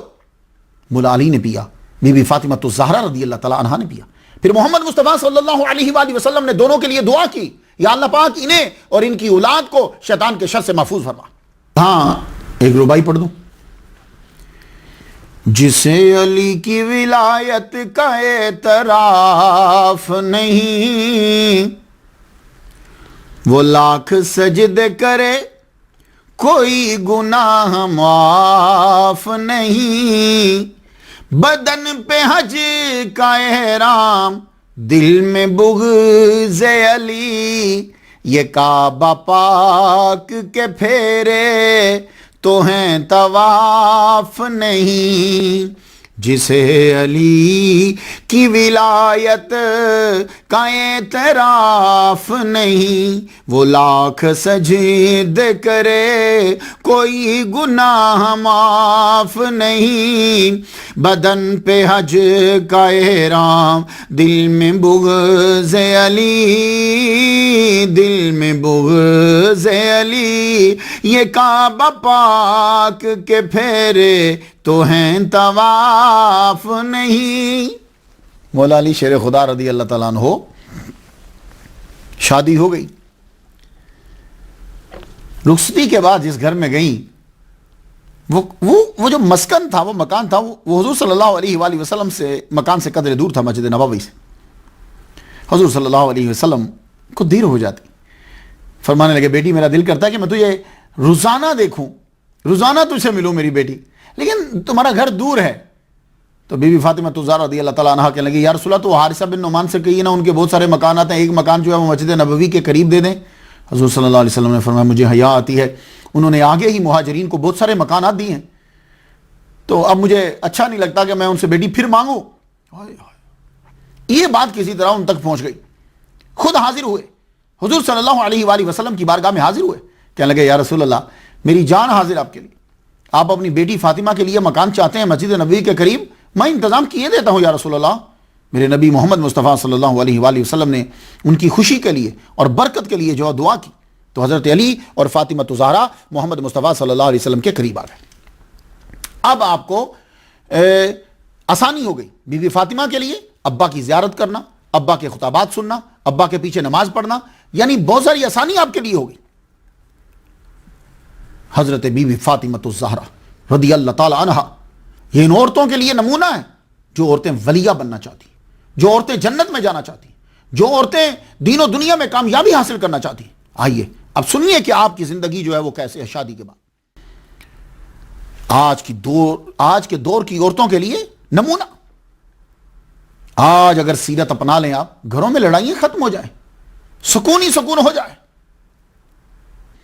ایک دفعہ حضرت علی گھر تشریف لائے، کچھ کھانے کو مانگا، سیدہ نے عرض کی کھجور پہ ہی گزارا ہے، گھر جو کا دانہ تک نہیں۔ آپ نے فرمایا مجھے بتلایا نہیں آپ نے کہ گھر میں کچھ بھی نہیں ہے، ذرا جواب سن لیجئے، جواب سن لیجئے۔ تو بی بی فاطمہ کہنے لگی جب میں گھر سے چلنے لگی تھی تو میرے بابا نے رخصتی کے وقت مجھے کہا تھا بیٹی علی کو زیادہ سوال کر کے شرمندہ نہ کرنا۔ اللہ اکبر، اللہ اکبر۔ یہ گھر پاکیزگی، اطمینان، سادگی، قناعت اور سعادت کا گہوارہ تھا۔ یہ جو فاقہ کشی ہوتی ہے نا، تصوف میں فاقہ کشی بڑی ضروری ہے۔ ایک دفعہ حضور صلی اللہ علیہ وسلم گھر سے نکلے، آپ کو بڑی بھوک لگی، آپ کا یہ سارا فقر و فاقہ جو ہے نا یہ اختیاری ہے، اضطراری نہیں ہے، یعنی آپ نے خود پسند کیا ہے۔ دوپہر کا وقت، آگے سے حضرت ابو بکر ملے، حضرت عمر ملے، وہ بھی بھوک کا شکار، انہیں بھی بھوک لگی۔ فرمانے لگے اچھا چلو تینوں حضرت ابو ایوب انصاری رضی اللہ تعالیٰ عنہ کے باغ میں چلے گئے۔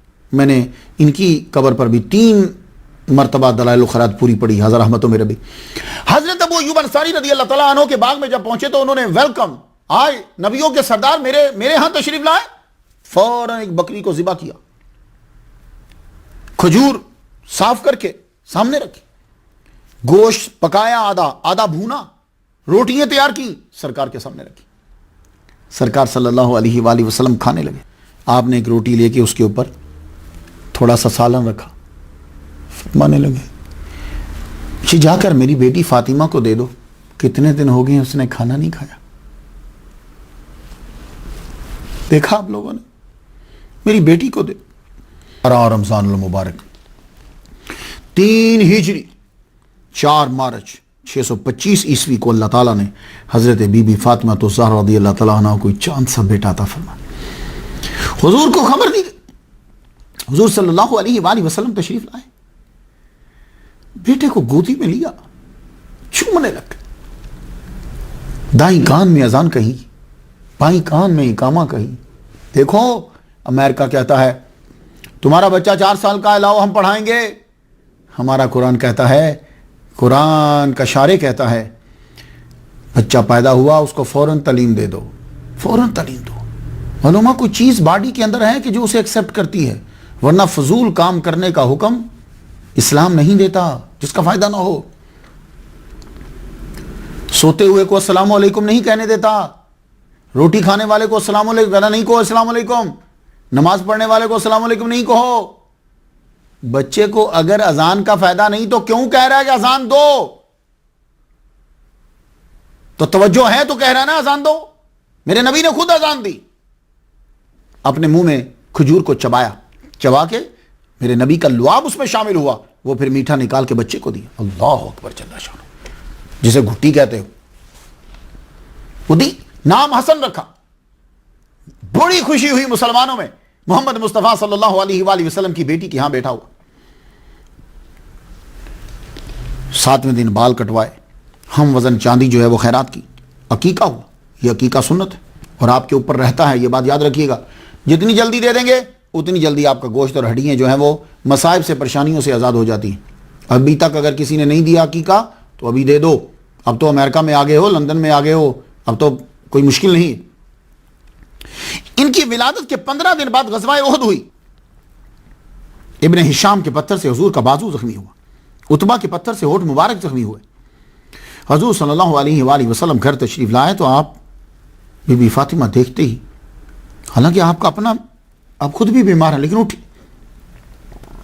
چٹائی کو جلا کے حضور کے زخم دھو کے وہ راکھ اوپر رکھ رہی ہیں تاکہ خون بند ہو جائے. رو پڑی. 3 شعبان 4 ہجری کو حضرت امام حسین کی ولادت. اللہ نے ایک اور بیٹا 1 سال بعد عطا فرمایا. حضور نے ہی اذان دی اور اقامہ گئے. حضور نے ہی کھجور چبا کے ان کے منہ میں ڈالی. اللہ اکبر جل شانہ. بی بی فاطمہ کا ویسے ہی درجہ بہت بلند ہے.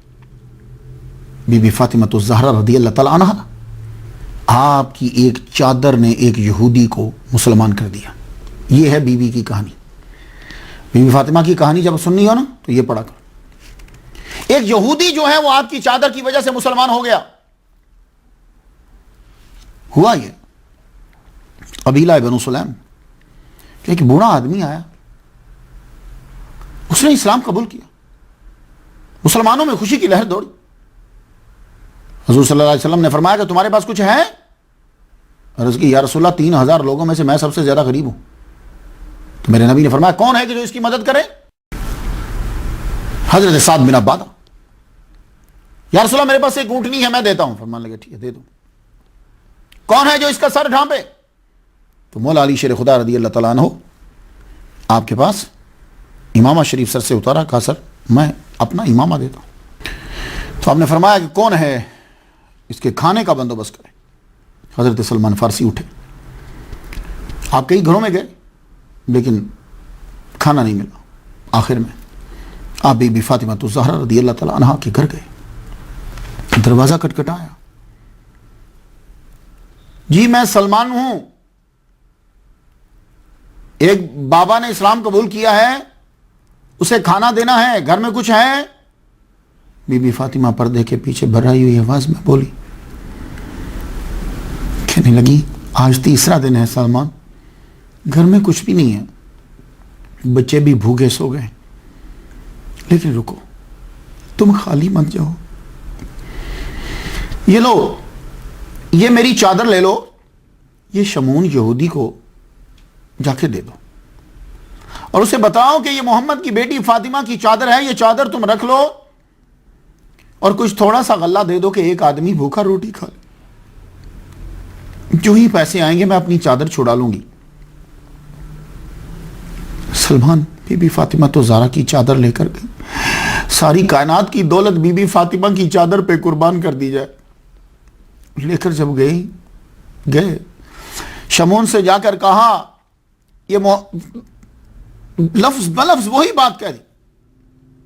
شمون نے اس وقت چادر کو ہاتھ بھی ابھی نہیں لگایا. کیا لگا چادر تم رکھو، ہم اس پکیزہ چادر کو ہاتھ لگانے کے قابل نہیں ہے، لیکن میں اعلان کرتا ہوں کہ میں فاطمہ کے بابا پر ایمان لایا. سلمان فارسی پوچھتے ہیں شمون تو کیوں ایمان لایا؟ کہنے لگا ایک بھوکے کے لیے اپنی چادر گیروی رکھ دی. یہی وہ لوگ ہیں جن کا تذکرہ ہماری کتابوں کے اندر ہے. جاؤ یہ چادر لے جاؤ اور یہ غلہ بھی لے جاؤ اور میرے لیے دعا کی درخواست کرنا. میں کلمہ پڑھتا ہوں، اشہد ان لا الہ الا اللہ واشہد ان محمد رسول. یہ ہیں بی بی فاطمہ. غلہ لے کر جب آئے چادر بھی دے دی. آپ نے جلدی سے چکی کو لیا اور وہ پیسنے کے بعد روٹی پکائی، روٹی پکا کے دے دی. کہا جاؤ. جب وہ روٹی لے کر آئے حضور صلی اللہ علیہ وسلم پوچھتے ہیں سلمان اتنی دیر کیوں لگا دی؟ سارا واقعہ سنا دی. حضور صلی اللہ علیہ وآلہ وسلم اسی وقت اٹھے. گھر تو پاس ہی تھا نا. بی بی فاطمہ کے گھر گئے، سر پر شفقت سے ہاتھ پھیرا اور دعا کی، یا اللہ فاطمہ تیری کنیز ہے، تو اس سے راضی رہنا، تو اس سے راضی رہنا. بی بی فاطمہ کا درجہ بہت زیادہ. میں نہیں بڑھا رہا. ہم لوگ تو تھک جاتے ہیں، کام کاج کرتے ہوئے تھک جاتے ہیں، روٹی پکا نہیں سکتے، لیکن دیکھیے بی بی فاطمہ تو زہرا رضی اللہ تعالیٰ عنہا جنتی عورتوں کی سردار ہیں. بخار کا شدید حملہ ہوا.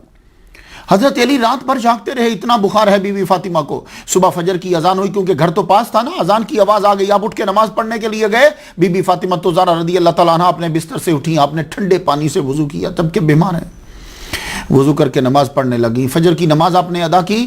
علی واپس آئے تو دیکھا کہ بی بی فاطمہ بیٹھی ہوئی وہ چکی کو چلا رہی ہیں. اب آپ کو یاد آیا کہ آپ کی نانی پڑنانی دادی رات فجر کی نماز کے بعد چکی چلاتی تھی، آٹا پیستی تھی، کتنی برکت ہوتی تھی، ان کی صحت بھی ٹھیک ہوتی تھی، بیماریاں بھی کم ہوتی تھی. بی بی فاطمہ فجر کے بعد چکی پیس رہی ہیں تو حضرت علی کا جملہ سنیے. کہنے لگے آپ نے ٹھنڈے پانی سے وضو کیا، رات بھر بخار میں رہیں اور آپ پھر چکی پیسنے لگ گئی ہیں، زیادہ بیمار نہ ہو جائیں. لیکن وہ جملہ جو آپ نے اپنے حامد کو کہا، مولا علی سے یہ کہا، وہ جملہ لکھ لیجئے. یہ جملے ہیں جو لکھنے کے قابل ہیں. کیا کہا آپ نے؟ اب کہنے لگی حضرت فاطمہ جنتی عورتوں کی سردار کا جملہ سب عورتیں ذرا سن لیں اور یاد کر لیں. عرض کرتی ہیں میرے سرتاج، وضو کیا، فجر کی نماز ادا کی، یہ اللہ کی اطاعت تھی. اب چکی پیس رہی ہوں، یہ آپ کی خوشنودی کے لیے ہے. ان میں سے کوئی بھی موت کا باعث بن جائے تو اس سے بڑھ کر میری خوش نصیبی کیا ہو. میں عبادت میں جان دے دوں میرا رب خوش، میں گھر کے کام کرتے کرتے جان دے دوں میرا خامد خوش، کسی میں بھی موت آ جائے میری خوش نصیبی. واہ. مشکاہ شریف کی حدیث سنو، میں سنانا چاہتا ہوں. صلو خمسکم، میرا نبی فرماتا ہے صلو خمسکم وصوموا شہرکم وعدوا زکاۃ اموالکم واطیعوا اذا امرکم تدخلوا جنت ربکم. 5 نمازیں پڑھو، روزے رکھو اور اپنے مال کی زکات دو، اور جو تمہارا حاکم ہے، اب جس مقام پہ تم ہو اس مقام پہ تمہارا کون سا حاکم ہے، حاکم کی بات مانو اور اپنے رب کی جنت میں داخل ہو جاؤ. یہ بی بی فاطمہ نے حدیثیں سنی ہیں، لیکن وہ حدیثیں سنتی نہیں، عمل بھی کرتی. ایک مرتبہ مولا علی شیر خدا رضی اللہ تعالیٰ عنہ گھر آئے، کہیں گئے ہوں گے، آئے تو آپ نے گوشت دیا تو انہوں نے ہچکچاہٹ کا اظہار کیا، عذر کیا کھانے سے. فرمانے لگی نہیں کھاؤ. وہ کیوں نہیں کھا رہے تھے؟ اس لیے کہ حضور صلی اللہ علیہ وآلہ وسلم نے منع کیا ہوا تھا کہ قربانی کا گوشت جو ہے وہ جمع نہیں کرنا. تو آپ نے 3 دن زائد کے بعد وہ قربانی کا گوشت جب دیکھا تو کہنے لگے نہیں، میں نے کہا نہیں، اجازت حضور نے دے دی ہے. ابن ماجہ شریف صفحہ 235 لائن نمبر 20، قال كنت نهيتكم عن لحوم الاضحى فوق 3 ايام فكلوا وادخروا. میں نے تمہیں منع کیا تھا قربانی کا گوشت جو ہے وہ 3 دن سے زیادہ جمع نہیں کرنا، آپ کھاؤ اور جمع بھی کر سکتے ہو. مسلم شریف میں انما نهيتكم من اجل الدافة التي دفت فكلوا وادخروا وتصدقوا. میں نے جمع کیا، میں نے منع کیا تھا تمہیں، کیوں؟ اس کی ریزن مسلم شریف میں بیان کر دی. من اجل الدافة، یہ دافع سمجھتے نا، یہ قوم جو ادھر ادھر آتی، یعنی غرباء آتے جاتے رہتے ہیں تو ان کے لیے تھا. لیکن اب میں تمہیں اجازت دیتا ہوں کہ تم کھاؤ، جمع کرو اور وتصدقوا، صدقہ بھی کر سکتے ہو. موطا امام مالک میں کلوا وتصدقوا وتزودوا وادخروا. تو آپ کو حدیثیں یاد ہوتی تھی، حضور کا بیان یاد ہوتا تھا. تو پھر حضرت علی رضی اللہ تعالیٰ عنہ نے کھایا. حضور صلی اللہ علیہ وآلہ وسلم جب کبھی بیان فرماتے، بی بی فاطمہ سن لیتی اور بیان کے اندر قیامت کا تذکرہ ہوتا تو آپ رونے لگ جاتی. اس قدر آپ پہ رقت طاری ہوتی کہ آپ غش کھا کے گر پڑتی، بعض اوقات بے ہوش ہو جاتی. قرآن مجید کی تلاوت کرتے کرتے آپ کے جسم پر کپ کپی طاری ہو جاتی تھی. آپ خود تو کیا، ایک مرتبہ تو حضرت زینب جو آپ کی بیٹی ہیں وہ قرآن مجید کی تلاوت کر رہی تھی، ان کے سر سے کپڑا ہٹ گیا تو آپ نے کپڑا دیا اور فرمایا بیٹی قرآن مجید کی تلاوت کرتے ہوئے سر ننگا نہیں رکھنا چاہیے. اللہ اکبر جل شانہ. یہ تصوف کا منبع ہے یہ گھرانہ. وہ ولی ہی کیا، وہ ولیہ ہی کیا جس میں انسانی ہمدردی نہ ہو. میرے نبی نے کہا کہ حسبو کا، یہ جو حسبو کا لفظ ہے یہ آپ کو پورا نظر آئے گا وہاں. آپ دیکھ لیجیے، ہمسائے کے حقوق بہت ضروری ہوتے ہیں. یہ اولیاء اور صوفیاء اور اہل بیت سے ہم نے سیکھا ہے. اور یہ اسلام کا اور تصوف کا ترہ امتیاز ہے، یہ انسانی ہمدردی اور ہمسایہ کا حقوق. خود کو مشہور کرنے کے لیے انسانی ہمدردی نہیں ہے. انسانی ہمدردی بھی کی کیٹیگریز ہیں. انسانی ہمدردی یہ نہیں ہوتی کہ آپ لوگ اپنے مذہب کے شعار کا ہی بیڑا غرق کر لو، یہ انسانی ہمدردی نہیں ہوتی. اپنے مذہب کو بلند کرنے کے لیے اپنے اعمال آگے بڑھانے ہیں، نہ کہ اپنے مذہب کو چھپانے کے لیے اور خود کو آگے کرنے کے لیے اپنے اعمال آگے بڑھانا، نہ ایسا نہیں کرنا۔ خاتون جنت یہ کتاب کا نام ہے، منشی تاج الدین احمد نے لکھا ہے۔ اس کے اندر ایک واقعہ ذرا سن لیجئے کہ یہودی نے اسلام قبول کر لیا، اور آپ کو معلوم ہے کہ جب کوئی اسلام قبول کرتا ہے تو باقی خاندان والے چھوڑ جاتے ہیں، خاندان والے چھوڑ گئے، وہ بیچارے میاں بیوی اکیلے رہ گئے، اس کی بیوی کا انتقال ہو گیا، اب کوئی اس کے قریب نہیں آ رہا۔ بی بی فاطمہ الزہرا رضی اللہ تعالیٰ عنہ جب رات ہوئی تو آپ نے چادر لی اور فدہ کو ساتھ لیا، ساتھ لے کر آپ گئیں، اس کی بیوی کو غسل دیا، اس کو کفنایا، آپ نے غسل دیا، اس کو کفن دیا، اب کہا جاؤ جا کے دفناؤ۔ سیرت فاطمہ نامی یہ کتاب ہے، اس میں ایک واقعہ یوں ہے کہ آپ چکی پیس رہی ہیں، یہ رات کا ٹائم ہے، ایک دم سے آواز آئی، دردناک آواز۔ آپ نے فدا سے پوچھا کیا ہوا؟ بی بی جی لگتا ہے کہ کوئی عورت رو رہی ہے، قریب سے ہی آواز آئی۔ آپ نے فرمایا چلو پہلے تلاش کر کے آؤ، پتا چلا کہ قریب میں ہی ہے، آپ نے فوراً چادر لی، پردہ کیا اور گئی، پتا چلا کہ وہ بیچاری درد زے سے کرا رہی ہے، رو رہی ہے، مشکل میں ہے اور کیس بڑا سیریس ہو گیا ہے۔ آپ داخل ہوئی، آپ نے فرمایا چلو تم سب باہر جاؤ، فدا کو ساتھ رکھ۔ آپ نے کچھ پڑھا اللہ تعالیٰ کا کلام، پڑھنے کے بعد فرمایا تم پریشان مت ہو، ہم ہیں نا، اللہ سے دعا کی، سچا بھی بچ گیا، بچہ بھی بچ گیا۔ تو جب آپ گھر واپس آئیں تو حضرت فدا کہتی ہیں اتنی خوش تھیں کہ جیسے سارے جہاں کی نعمتیں مل گئی ہوں، آپ کے قدم مبارک رکھنے کی وجہ سے زچہ اور بچہ دونوں بچ گئے۔ اللہ اکبر جل شانہ۔ بی بی فاطمہ الزہرا رضی اللہ تعالیٰ عنہ، ظاہر ہے جب چیزیں اکٹھی پڑی ہوتی ہیں تو نوک جھونک تو کبھی ہو ہی جاتی ہے نا، برتنوں کی بھی تو آوازیں آ جاتی ہیں نا کبھی، لیکن کچھ باتیں فطرتی ہوتی ہیں، کوئی ختم کرنا چاہے بھی تو نہیں ختم کر سکتا۔ ساس بہو کا مسئلہ ہے، نند اور بھابھی کا مسئلہ ہے، سوتن کا مسئلہ ہے، ان کو خوبصورتی سے حل کیا جا سکتا ہے، ختم کوئی نہیں کر سکتا۔ یہ فطرت کے اندر ہے، کیونکہ اس کے کچھ فوائد بھی ہیں، یہ ختم نہیں ہو سکتا۔ اب بڑے لوگوں، ہم چھوٹے لوگوں کے لیے بڑے لوگوں کی ہر بات جو ہے وہ سبق ہے۔ ایک بار کیا ہوا کہ سیدہ فاطمہ الزہرا رضی اللہ تعالی عنہا حضور صلی اللہ علیہ وآلہ وسلم کے پاس گئیں، مولا علی کی شکایت لے کر گئیں، کوئی مسئلہ ہو گیا ہوگا، کسی مسئلے پہ جھگڑا ہو گیا ہوگا، یہ واقعات آپ کو سیرت کی کتب میں مل جائیں گے۔ مگر حضور صلی اللہ علیہ وآلہ وسلم نے کس خوبصورتی کے ساتھ اپنی بیٹی کو سمجھایا ہے، یہ بھی سب یاد کر لیجئے، جو بیٹیاں والے ہیں وہ یاد کر لیں۔ آپ نے بیٹی کو پیار سے پاس بٹھایا، کیا کہتے ہیں، کوئی میاں بیوی ایسے نہیں ہیں جن میں جھگڑا نہ ہوا ہو، کبھی اختلاف نہ ہوا ہو، اور کون مرد ایسا ہے جو ہر کام بیوی کے مزاج کے مطابق کرتا ہو؟ تو بیٹی یہ سب میں ہوتا ہے۔ ابھی بات کر رہی ہیں کہ مولا علی بھی پیچھے آ گئے، اور مولا علی دروازے سے داخل ہو تو حضور نے دیکھ لیا، بی بی فاطمہ کی اس سائڈ پہ کمر تھی۔ حضور صلی اللہ علیہ وسلم نے جب دیکھا تو فرماتے ہیں بیٹی ایسا کون سا شوہر ہے جو اپنی بیوی کے پاس اس طرح خاموشی سے چلا آتا ہے؟ سبحان اللہ۔ ہائے ہائے بی بی فاطمہ الزہرا رضی اللہ تعالی عنہا آج کے دور میں سب سے بڑی لیڈر آپ ہیں۔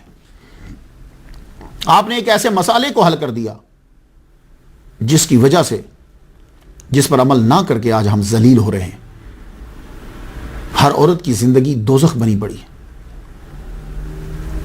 جب کبھی غیرت انسانی کا سوال آتا ہے، فاطمہ زہرا کے پردے کا خیال آتا ہے۔ حضرت علی فرماتے ہیں اِنَّهُ كَانَ عِنْدَ رسول اللہ صلی اللہ علیہ وسلم فقال اَيُّ شَيْءٍ خَيْرٌ، کون سی چیز بہتر ہے للمرأة، عورت کے لیے، فسکتوا، خاموش ہو گئے سب۔ فلما رجع قال لفاطمہ، وہ جب واپس پلٹے تو انہوں نے بی بی فاطمہ سے یہ کہا اَيُّ شَيْءٍ خَيْرٌ، کون سی چیز بہتر ہے للنساء، عورتوں کے لیے؟ قالت لا يراهن الرجال، فرمانے لگی کہ اس کے لیے بہتر یہ ہے کہ اس کے اوپر مردوں کی نظریں نہ پڑیں، یہ مردوں کی ہوس والی نظریں اس کے اوپر نہ پڑیں۔ فذکر ذلک المصطفیٰ صلی اللہ علیہ وسلم فقال انما فاطمہ بضعۃ منی، جب یہ جواب جا کے دیا حضور صلی اللہ علیہ وسلم کو کہ عورت کے لیے بہتر یہ ہے کہ لا یراہن الرجال، مردوں کی ہوس والی نظریں اس پہ نہیں پڑیں، وہ پردے میں رہے، آپ نے فرمایا ہاں وہ میری فاطمہ بضعۃ منی، وہ میرے جسم کا ٹکڑا ہے۔ تو سب میری بہنیں سن لیں، میں کوئی ایسی اتھارٹی تو نہیں رکھتا، میں تو نوکر ہوں اہل بیت کے در کا، لیکن ایک بات میں اپنی بہنوں سے کہنا چاہوں، پردہ قید نہیں بلکہ عورت کی حفاظت ہے۔ بہت دنیا میں نے دیکھی ہے، زیادہ کتابیں تو نہیں پڑھی، کچھ تو پڑھی ہیں، 100 لیکچر دے چکا ہوں، آپ کو پتہ نہیں کتنے 20-25 سال سے دے رہا ہوں لیکچر۔ یقین جانیے پردہ قید نہیں ہے، یہ عورت کی حفاظت ہے۔ بس اس لائن کو جتنا پھیلائیے پھیلتی چلی جائے۔ ہر مذہب میں عظیم عورتوں کا شیوا رہا ہے کہ وہ پردہ کرتی تھی۔ آج بھی جن لوگوں نے نعرہ اٹھایا ہے کہ عورت کو پردے سے آزاد کیا جائے، باہر نکلے گی تو کام ترقی ہوگی، وہ مذہب والے بھی اپنی انہی عورتوں کی عزت کرتے ہیں جو باپردہ رہتی ہیں، جیسا عیسائیت میں نن، آپ نن اسے کہتے ہیں، اسے ذرا دیکھیے گا، یہاں تک اس نے خود کو ڈھانپا ہوتا ہے، فل کور ہوتی ہے، وہ کسی بھی قوم سے تعلق رکھتی ہے، جب نن بن جاتی ہے تو پتہ چلا کہ عیسائی بھی اسی عورت کی عزت کرتے ہیں جو کور۔ سٹیچو چرچ میں جائیے، حضرت مریم کا سر جو ہے وہ پردہ کور ہے، پورا جسم کورڈ ہے۔ اب میں کچھ عبارت پڑھنا چاہتا ہوں تاکہ میرے وہ بھائی کہ جو یہ سمجھتے ہیں کہ صرف مولوی ہی کہتے ہیں کہ عورتیں اپنا جسم کور کریں اور اسلام ہی یہ کہتا ہے، باقی نہیں، ہر مذہب کہتا ہے۔ یہ دیکھیے، یہ میں بائبل پاس رکھتا ہوں تاکہ آپ لوگوں کو کوئی نہ کوئی رستے میں بندہ مل جاتا ہے، پھر اسے حوالہ دینا ہوتا ہے۔ یہ اس بائبل کے اندر بھی حکم دیا گیا ہے، یہ کورنتھینز ہے، 1 کورنتھینز، اس کا چیپٹر جو ہے وہ 11 ہے۔ اب یہاں آپ نے یہ جملہ ہے، یہ سے لے لیجئے اور عیسائیوں کو بھی بتائیے اور عورتوں کو بھی بتائیے کہ اسلام کے اندر کوئی نئی چیز نہیں ہے، عورتیں جو بھی عظیم عورتیں ہیں وہ پردہ کرتی ہیں۔ اب میں پڑھنا چاہتا ہوں، 12 سنی۔ But I want you to know that the head of every man is the Christ. In truth, the head of woman is the man. In truth, the head of the Christ is God. الرجال قوامون علی النساء. Same. Every man that prays or prophesies having something on his head, shamas his head. But every woman that prays or prophesies with her head uncovered, shamas her head. For it is one and the same as if she were a woman with a shaved head. For if a woman does not cover herself, let her also be shorn. But if it is disgraceful for a woman to be shorn or shaved, let her be covered. چلیے ذرا عورت کے، یہ پہلے تو تھا کہ عورت کو کور کرنا ہے، اب ذرا عورت کی آواز اس کا ذرا سن لیجیے۔ Let the women keep silent in the congregations, for it is not permitted for them to speak, but let them be in a subjection, even as the law says. If then they want to learn something, let them question their own husbands at home, for it is disgraceful for a woman to speak in a congregation. تو پردہ جو ہے یہ صرف اسلام کے اندر ہی نہیں ہے، آپ لوگوں کو یہ دھوکہ دیا جاتا ہے جی مولوی صرف یہ کہتا ہے، نہیں۔ تو بی بی فاطمہ الزہرا رضی اللہ تعالی عنہا کا جملہ پرفیکٹ۔ اب ذرا میں آپ کو کچھ مثالیں دے دوں۔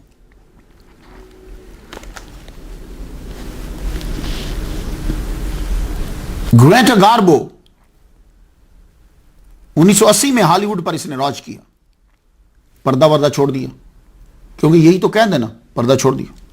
تحریک نسواں کی لیڈر جب عروج پہ پہنچی، 75ویں اس کی سالگرہ ہے، عروج پہ پہنچی، سب کچھ دیکھ لیا نا، تو اس نے ایک جملہ کہا، not getting married was a mistake.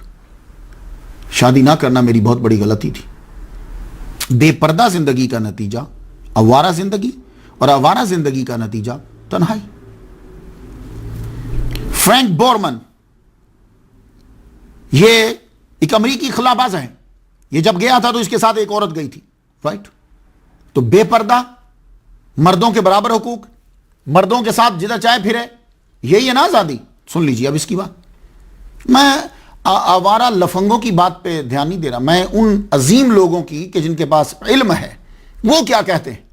پھر آپ بی بی فاطمہ الزہرا کا جملہ پڑھیے. فرینک بورمن نے کیا کہا؟ کہتا ہے having a woman on spacecraft was okay except that it would be upsetting to put a male and female too close together for a long time. خلائی کشتی میں عورت کو بٹھانا اچھا ہے، البتہ ایک عورت اور ایک مرد کو دیر تک اتنا زیادہ قریب رکھنا ابتری کا باعث ہے. عورتوں کو بڑا غصہ لگا اس جملے کے اوپر، لیکن اس نے ایک تجربہ بتا دیا. جین سبورگ، امریکن ایکٹریس، پردے کو قید سمجھا. تو جو لڑکی پردے کو قید سمجھتی ہے تو اس کا اعلیٰ مرتبہ کیا ہوتا ہے؟ ایکٹریس بن گئی، مس یونیورس بن گئی.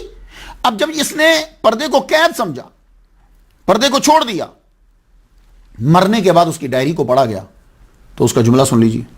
I wish I had stayed at home. بے پردہ زندگی، آوارہ زندگی کا نتیجہ تنہائی. امریکہ کی ایک مشہور ایکٹریس ہے جو مردوں سے بھی آگے بڑھ گئی، پردہ چھوڑ دیا، ترقی کو چھوا جا کر عروج. کون تھی؟ میرولن منرو. ساری خوشیاں سے ملی تھی، رائٹ؟ 5 اگست 1926 میں 36 سال کی عمر میں مر گئی گولیاں کھا کر. تو معلوم یہ ہوا کہ بے پردہ زندگی بے سکون زندگی ہوتی. مشہور مورخ پروفیسر جے ٹوائن بھی نے کہا ہے تاریخ انسانی میں زوال کے ادوار وہی تھے جب عورت نے پردہ سے آزادی چاہی اور گھر کی چار دیواری کو خیرباد کہہ دیا. میری بہنوں، اسلام میں ہی عورتوں کے حقوق ہیں اور کسی مذہب میں عورتوں کے حقوق نہیں ہیں. میں آج بھی، میری بیٹی ہیں، میری بیوی ہے، لیکن میں آج بھی اپنی ماں کے کھانے کے بارے میں فکر مند رہتا ہوں کہ میری ماں نے، میں اب کی بار جب گیا تھا تو میں اپنی ماں کے سامنے رو رہا تھا، ماں میں امریکہ میں بیٹھ کر جب کھانا کھاتا ہوں تو مجھے یہ فکر رہتی ہے کہ تو نے بھی وہی کھایا. میں انہیں بلاتا ہوں یہاں آ جاؤ، لیکن وہ بابا کے مزار کے پاس ہی. مجھے آج بھی فکر رہتی ہے. میں اپنے لیے چیز نہیں لاتا، میں اپنی بیٹیوں کے لیے لاتا ہوں. تو کس حقوق کون ادا کرتا ہے؟ مسلمان. تو اس لیے میری بہنوں، اسلام کو پڑھو، بی بی فاطمہ کو پڑھو. اللہ نے انبیاء پر سلام بھیجا ہے تو عورتوں پر بھی بھیجا ہے. بی بی خدیجہ پر سلام بھیجا ہے. اللہ نے عیسیٰ علیہ السلام کے لیے، مرد کے لیے کھانے اتارے آسمان سے، تو اللہ تعالیٰ نے بی مریم عورت ہیں ان کے لیے گھر کے اندر کھانے اتارے، بے موسم پھل اتارے. حضور نے مردوں کو جنت کی بشارت دی ہے تو عورتوں کو بھی جنت کی بشارت دی ہے. اگر مرد بادشاہ کو اسلام کے اندر مشورہ دے سکتا ہے تو عورتیں بھی مشورہ دے سکتی ہیں. حضرت عمر کہ جن سے زمین کانپتی ہے، آگ ڈرتی ہے، پانی حکم کے مطابق چلتا ہے، ایک عورت کھڑے ہو کے یہ کہہ رہی ہے کہ تمہیں حق حاصل نہیں ہے کہ تم یہ مشورہ دے سکو. بعد میں حضرت عمر نے اپنے تساموں کو تسلیم کیا، کہا یہ عورت ٹھیک کہہ رہی ہے. لڑکا نعمت ہے تو لڑکی رحمت ہے. لڑکی کو ادب سکھانے اور اس کی اچھی جگہ شادی کر دینے کا ایوارڈ اور ریوارڈ کیا ہے؟ جنت. تو کون حقوق ادا کر رہا ہے؟ منگولوں کے اندر اسلام کس نے پھیلایا تھا؟ عورتوں نے. جی یہ جو آپ کو اکبر بادشاہ کے آباء و اجداد، یہ تتاریوں کے اندر جو اسلام آپ کو نظر آتا ہے، یہ کس نے اسلام ان تک پہنچایا ہے؟ اس کی سب سے بڑی ریزن میری بہنیں ہیں، عورتیں ہیں، مسلمان عورتیں ہیں، جن کو وہ اٹھا کر لے آئے تھے. مسلمانوں کو قتل کر کے جن کو انہوں نے اپنی بیویاں بنا لیا تھا، وہ چونکہ مسلمان تھی، انہوں نے اسلام اپنے کردار کے ساتھ وہ اسلام ان تک پہنچایا. برکہ خان کی والدہ کون تھی؟ مسلمان. یہی وجہ ہے کہ جب ایک مسلمان تاجر سے اس کی ملاقات ہوئی تو وہ اسلام کو پہلے سے جانتا تھا، اس کے بیہیویئر کی وجہ سے اس نے اسلام قبول کر لیا. پروفیسر آرنولڈ نے کہا کہ غازان خان مسلمان ہوا، ساری فوج مسلمان ہوئی. جنہوں نے 40 سال پہلے مسلمانوں کو کچلا تھا، یہی لوگ جو ہیں وہ اسلام کے پاسبان بن گئے. غازان خان کا بھائی الجائتو کی بیوی بھی مسلمان تھی، وہ بھی مسلمان ہو گیا. ڈاکٹر سٹیون کلارک سسلی کا ماہر نفسیات یہ کہتا ہے جب سے عورتوں نے مردوں کے ساتھ بے پردہ اختلاط کیا ہے، میں نے اس اختلاط سے، اس ملاپ سے طلاقوں کی کثرت، فحاشی دیکھی ہے, گھر اجڑتے دیکھے ہیں, خودکشی دیکھی ہے, بے پردہ ملاپ بڑا خطرناک ہے. آج تو بہت ترقی ہو گئی ہے. 1962 کی بات آپ کو بتاؤں, 1962 میں 1962 کے اندر امریکہ کے اندر 23.5 لاکھ ناجائز بچے پیدا ہوئے. یہ 62 کی بات کر رہا ہوں. اب کیا حال ہو رہا ہوگا؟ میری بہنوں, آپ سے پردہ چھین کر, آپ سے پردہ مذہب نے نہیں چھینا, ان لوگوں نے چھینا کہ جو تاجر تھے پیسے کے, پیسے کی ہوس تھی جن کے اندر, انہوں نے بہانے بہانے سے تم سے پردہ چھینا اور پردہ چھین کر سٹیج پر نچوایا, کلبوں میں پھرایا, پھر بھوکی نظروں کے سامنے ڈال دیا. اور اسلام نے پردہ دے کر تمہیں ختیجہ بنایا, تمہیں فاطمہ بنایا, تمہیں مریم بنایا, تمہیں آسیہ بنایا. تو اے میری بہنوں, بی بی فاطمہ کا جملہ یاد کرو. عورتوں کے لیے سب سے بہتر چیز یہ ہے کہ اس پر مرد کی نظر نہ پڑے. اب جب ہم کہتے ہیں نا پردہ کرو تو فوراً سے کہہ دیتے اچھا عورت کو قید کر دیا جائے. یہ کون کہتا ہے ظالم کہ عورت کو قید کر دیا جائے؟ پردے کا کہا جا رہا ہے. اسے یہ نہیں کہا جا رہا کہ وہ بزنس نہیں کر سکتی. اسلام یہ نہیں کہتا عورت مزدوری نہیں کر سکتی. اسلام یہ نہیں کہتا کہ اپنی سکل کو آگے وہ بڑھا نہیں سکتی. اسلام یہ نہیں کہتا کہ وہ پڑھا نہیں سکتی. اسلام کہتا ہے وہ سارے کام کرے, لیکن وہ پردے کے اندر رہ کر کرے. کیوں؟ اسلام میں سب سے قیمتی چیز عورت ہے. ہمارے ہاں ڈائمنڈ بھی اتنا قیمتی نہیں. کیوں؟ اس لیے کہ ہم ڈائمنڈ کو بھی انگوٹھی میں لگا کر لوگوں کے سامنے کر لیتے ہیں. ڈائمنڈ سے بھی قیمتی ترین چیز ہمارے اسلام میں ہماری بہن ہے, ہماری بہو ہے, ہماری بیٹی ہے. ہم اس کو ہر ایک نظر کے سامنے نہیں کر سکتے. جس طرح آپ لوگ اپنے سونے چاندی زیورات کو ہر بندے کے سامنے نہیں کرتے کہ کوئی ان میں چور بھی ہوگا. حضور صلی اللہ علیہ وآلہ وسلم کی بیٹی نے یہ جملہ کہہ دیا, عورتوں کے لیے سب سے بہتر چیز یہ ہے کہ اس پہ مرد کی نظر نہ پڑے. مرد سے مراد یہ جو غیر محرم ہے. سرعام عورت جو ہے وہ بازار کی زینت نہ بنے. میری بہنوں, بیٹیوں, تم ان عورتوں کو ماڈل نہ بناؤ جو دوزخی عورتوں کی سردار ہیں. تم بی بی فاطمہ کی زندگی کو ماڈل بناؤ کیونکہ یہ جنتی عورتوں کی سردار ہے. ایک دفعہ سیدہ فاطمہ شدید بیمار ہوئیں. حضور صلی اللہ علیہ وآلہ وسلم ایک بوڑھے صحابی عمران بن حسین کے ساتھ ہے. یہ سواد کے ساتھ ہے حسین, اس کا معنی ہوتا ہے مضبوط. حسن حسین ہوتا ہے نا, مضبوط خلا. تو عمران بن حسین کے ساتھ تیمارداری کے لیے گئے. دروازے پہ پہنچ کر اجازت لی تو بی بی فاطمہ نے کہا ابا بابا آپ کی آواز پہچان لی میں نے, آج کے ساتھ ایک بوڑھے صحابی ہیں عمران بن حسین ہیں. تو عرض کی بابا میرے پاس ابا کے علاوہ اور کوئی چادر نہیں ہے. اللہ اکبر جل شانہ, میرے پاس ابا کے علاوہ کوئی چادر نہیں ہے. حضور نے اپنی چادر اندر بھیجی. بی بی فاطمہ نے جب چادر لے لی تو تب بابا اور وہ بوڑھے صحابی اندر گئے. آج کل صوفیاء میں دیکھ رہا ہوں, بڑے بڑے صوفی ہیں, تصوف پھیلا رہے ہیں, عورتیں ساتھ بٹھائی ہوئی ہیں. تو نہ یہ عمران بن حسین سے زیادہ نیک ہیں صحابی سے, اور نہ ہی وہ عورتیں حضرت فاطمہ سے زیادہ نیک ہیں. تو یہ 7 عورتیں بٹھائی ہوئی ہیں, اور اگر پبلک میں بھی تصوف جاری ہے, وہاں بھی مرد عورت اکٹھے بیٹھے ہیں. تصوف کس چیز کا ہے پہ وہ؟ ہاں مشہور ہونے کے لیے. اچھا کیوں آج کل لوگ پسند کرتے ہیں کہ عورتیں مرد اکٹھے ہوں. مشہور ہونا ہے آپ نے تو کر دیں. تصوف کو بدنام مت کیجئے گا. تصوف بی بی فاطمہ کے گھر سے نکلا ہے. بی بی فاطمہ تسانہ دی, اللہ تعالیٰ نے چادر لی, آپ اندر گئے, حال پوچھا تو بی بی فاطمہ نے فرمایا بابا شدت درد سے بے چین رہتی ہوں اور بھوک سے نڈال. فرمایا بیٹی صبر کرو, میں خود 3 دن سے بھوکا ہوں. اللہ سے جو کچھ مانگتا ہوں وہ عطا کر دیتا ہے, لیکن میں نے دنیا پہ آخرت کو ترجیح دی. پھر آپ نے دست شفقت پھیرا اور فرمایا صبر کرو, تم جنتی عورتوں کی سردار ہو. تصوف سیکھنا ہے تو اس گھر سے سیکھو. یہ گھر اصلی تصوف بتائے گا کہ جو اشارہ کرے تو پتھر جو ہیں وہ ہیرے بن جائیں, لوہا سونا چاندی بن جائے. ان سے سیکھنا ہے تصوف.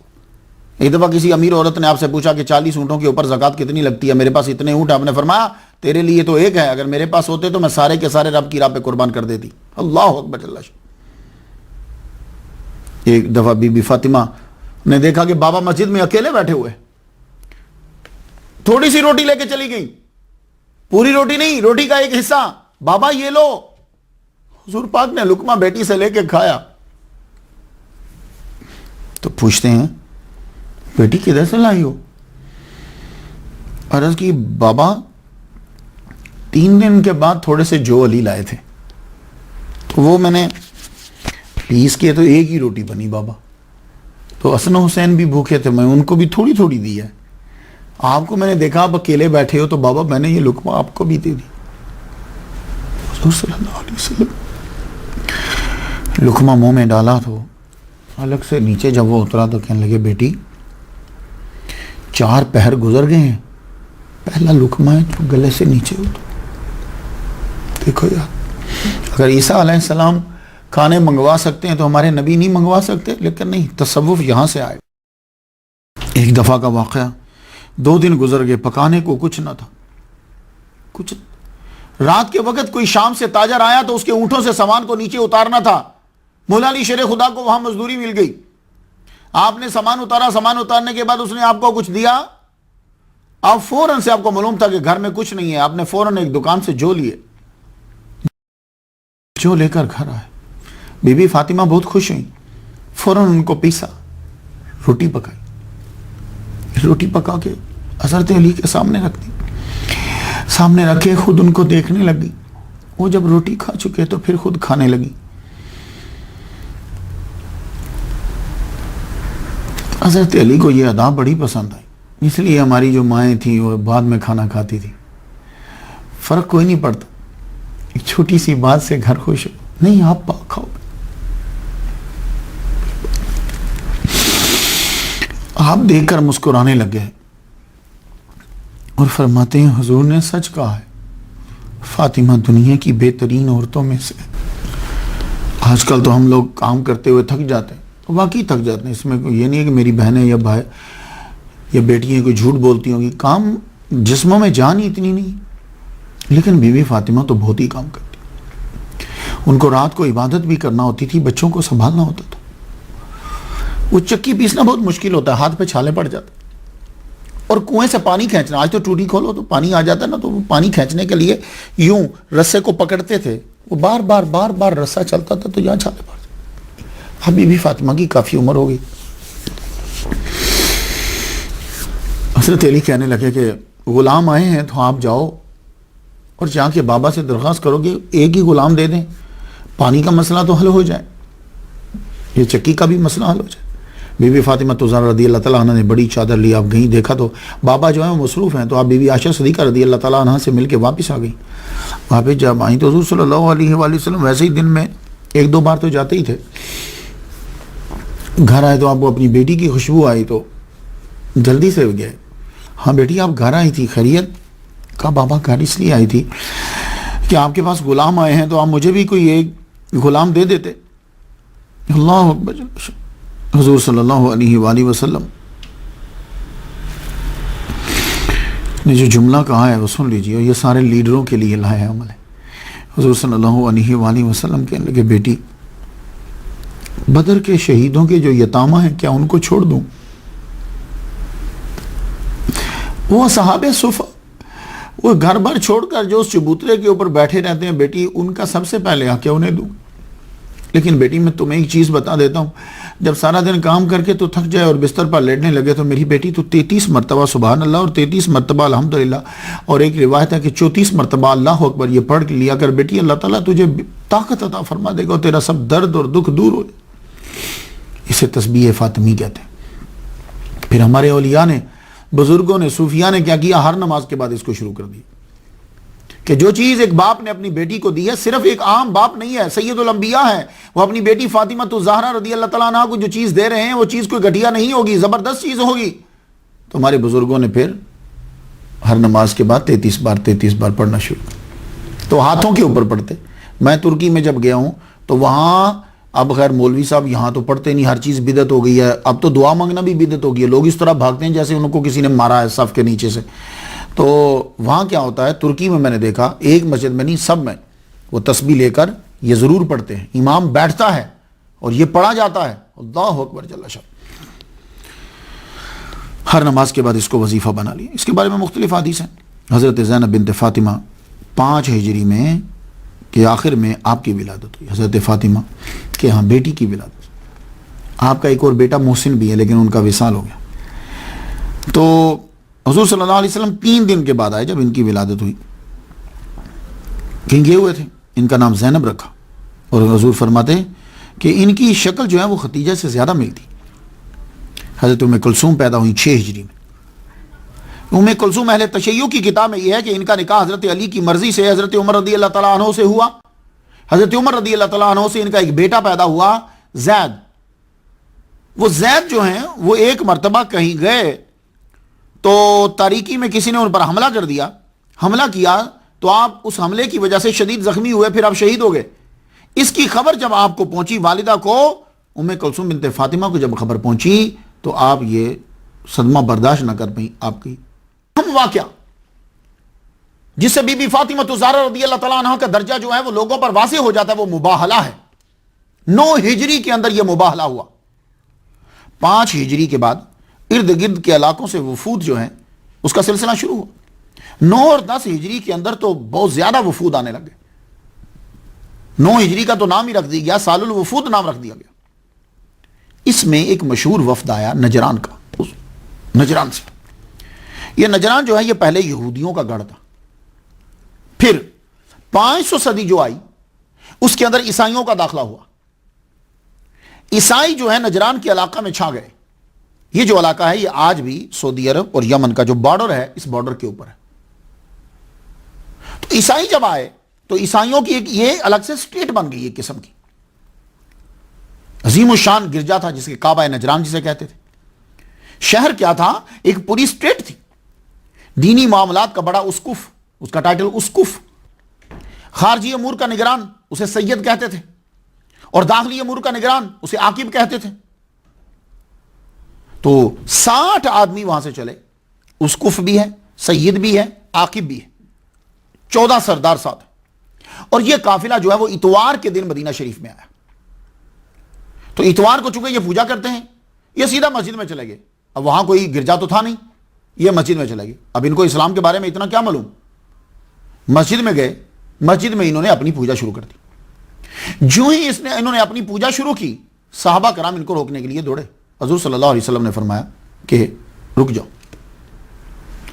جو انہوں نے اپنی پوجا کر لی تھی اس کے بعد جو ہے وہ سلسلہ شروع۔